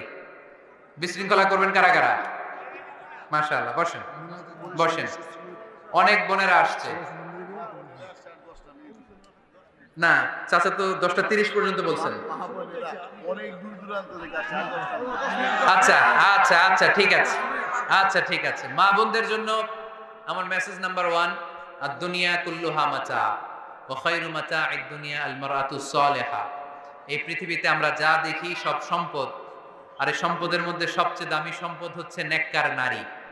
এজন্য যে মায়েরা আজকের প্যান্ডেলে এসেছেন, আমি কারো ছেলের মতো, কারো ভাইয়ের মতো, আমি এলাকারই সন্তান, আমি আপনাদের কাছে দোয়া চাই আমি যেন কোরআনের কথাগুলো ছড়িয়ে দিতে পারি। এবং এই বোনদেরকে, মাদেরকে আমি শুকরিয়া জানাই, ওনারা নেককার নারী না হলে এত প্রতিকূল পরিবেশে, এই দুর্যোগপূর্ণ আবহাওয়ায়, এই ঠান্ডাকে উপেক্ষা করে মহিলা প্যান্ডেলে ওনারা আসতেন না, ঠিক কিনা? এজন্য মা বোনদেরকে আরো 2 বাসায় প্যান্ডেল করা হয়েছে, ওখানেও আছে। যারাই যে মা বোনরা এসেছেন আমি শুকরিয়া জানাই। মা বোনদেরকে কোরআনের কথা শোনানোর সুযোগ করে দিতে হবে বেশি, কারণ তাদের পেট থেকে আমাদের আগামী প্রজন্ম আসবে, ঠিক কিনা? তারা যদি কোরআনের মাহফিলে আসে, কোরআন হাদিস পড়ে, তাদের পেট থেকে বড় বড় আলেম বেরোবে, হাফেজ বেরোবে, দেশপ্রেমিক আলোকিত মানুষ বেরোবে, ঠিক কিনা? আর তারা যদি জি বাংলা নিয়ে পড়ে থাকে, স্টার জলসা নিয়ে পড়ে থাকে, হিন্দি সিরিয়াল নিয়ে পড়ে থাকে, টেলিভিশনের নাচানাচির অনুষ্ঠানগুলো নিয়ে পড়ে থাকে, তাহলে তাদের পেট থেকে বেরোবে কুখ্যাত সন্ত্রাস। তো আমরা চাই না যে আমাদের মা বোনদের পেট থেকে সন্ত্রাস, চাঁদাবাজ বেরোক, আমরা চাই আলোকিত মানুষ বেরোক, ঠিক কিনা? এই হচ্ছে মহিলা প্যান্ডেলের জন্য মেসেজ নাম্বার 1।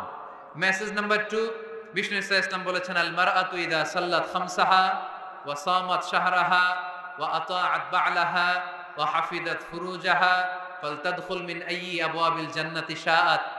ও রমণীরা, তোমরা যদি দুনিয়ায় 4টা কাজ করো, তোমাদের জন্য আল্লাহ 8টা জান্নাতের দরজা খুলে দিবে। আমল নাম্বার 1, 5 ওয়াক্ত সালাত তারা আদায় করবে। আল মারআতু ইযা সাল্লাত খামসাহা। 2 নাম্বার, সামাত শাহরাহা, রোজা রাখবে। হাফিজাত ফুরুজাহা, লজ্জাস্থানের হেফাজত করবে 3 নাম্বার। 4 নাম্বার আতাআত বালাহা, স্বামীর আনুগত্য করবে। এই 4টা কাজ কোন বোন যদি করে তার জন্য কিয়ামতের দিন বিচার শেষে 8টা জান্নাতের দরজা খুলে দিবে কে? আল্লাহ আমাদের প্রিয় মা বোনদেরকে সাইয়্যিদাতুনা খাদিজাতুল কুবরা রাদিয়াল্লাহু তাআলা আনহার মতো কবুল করে নিক। আমার যুবক ভাইদেরকে সাইয়েদনা ওমর ফারুকের মতো আল্লাহ কবুল করে নিক। আল্লাহ আমাদের সবাইকে কথাগুলো বুঝার ও আমল করার তৌফিক দান করুক, আমরা পড়ি আমিন। মোনাজাতের পরে সুশৃঙ্খল ভাবে আপনারা যাবেন। আমার সাথে মুসাফা করার জন্য এখানে কেউ দাঁড়িয়ে থাকবেন না। আমি আপনাদের সবার সাথে দেখা করেছি, এখানে একবার, এখানে 2 বার, যে হাত দেখিয়ে আমি আপনাদের সাথে দেখা করেছি। আর হাজার হাজার মানুষ হয়ে যায়। অনেকবার আমি বুকে ব্যথা পেয়েছি, পায়ে আমার ইনজুরি। এই পায়ে ইনজুরি কারণ 10-15 জন পুলিশ যখন আমাকে টেনে হিচড়ে বিভিন্ন স্টেজে তোলে, কোথাও থাকে বাঁশ, কোথাও থাকে চেয়ার, এই পায়ে, ডান পায়ে আমার প্রচন্ড ইনজুরি। এই হাতে ব্যথা পেয়েছি, ঘড়ি ছিঁড়েছে, এই বোতাম ছিঁড়েছে। তো আপনারা আমাদের ভাই, আমরা আপনাদের ভাই, আপনাদের জন্য আমি দোয়া করি, দোয়া চাই। আমি চাইবো যাওয়ার সময় খুবই ভদ্রভাবে আমাকে যাওয়ার সুযোগ করে দেবেন। মুসাফা করার জন্য ধাক্কাধাক্কি করবেন না। হাজার হাজার লক্ষ লক্ষ ভাইদের সাথে মুসাফা করার কোনো সুযোগ আমাদের হয় না। আমি সালাম দিলাম, সবাই আমার সালাম নেবেন। আমরা এখনই দোয়া করব এবং দোয়া শেষে সুশৃঙ্খল ভাবে বিদায় নেবেন।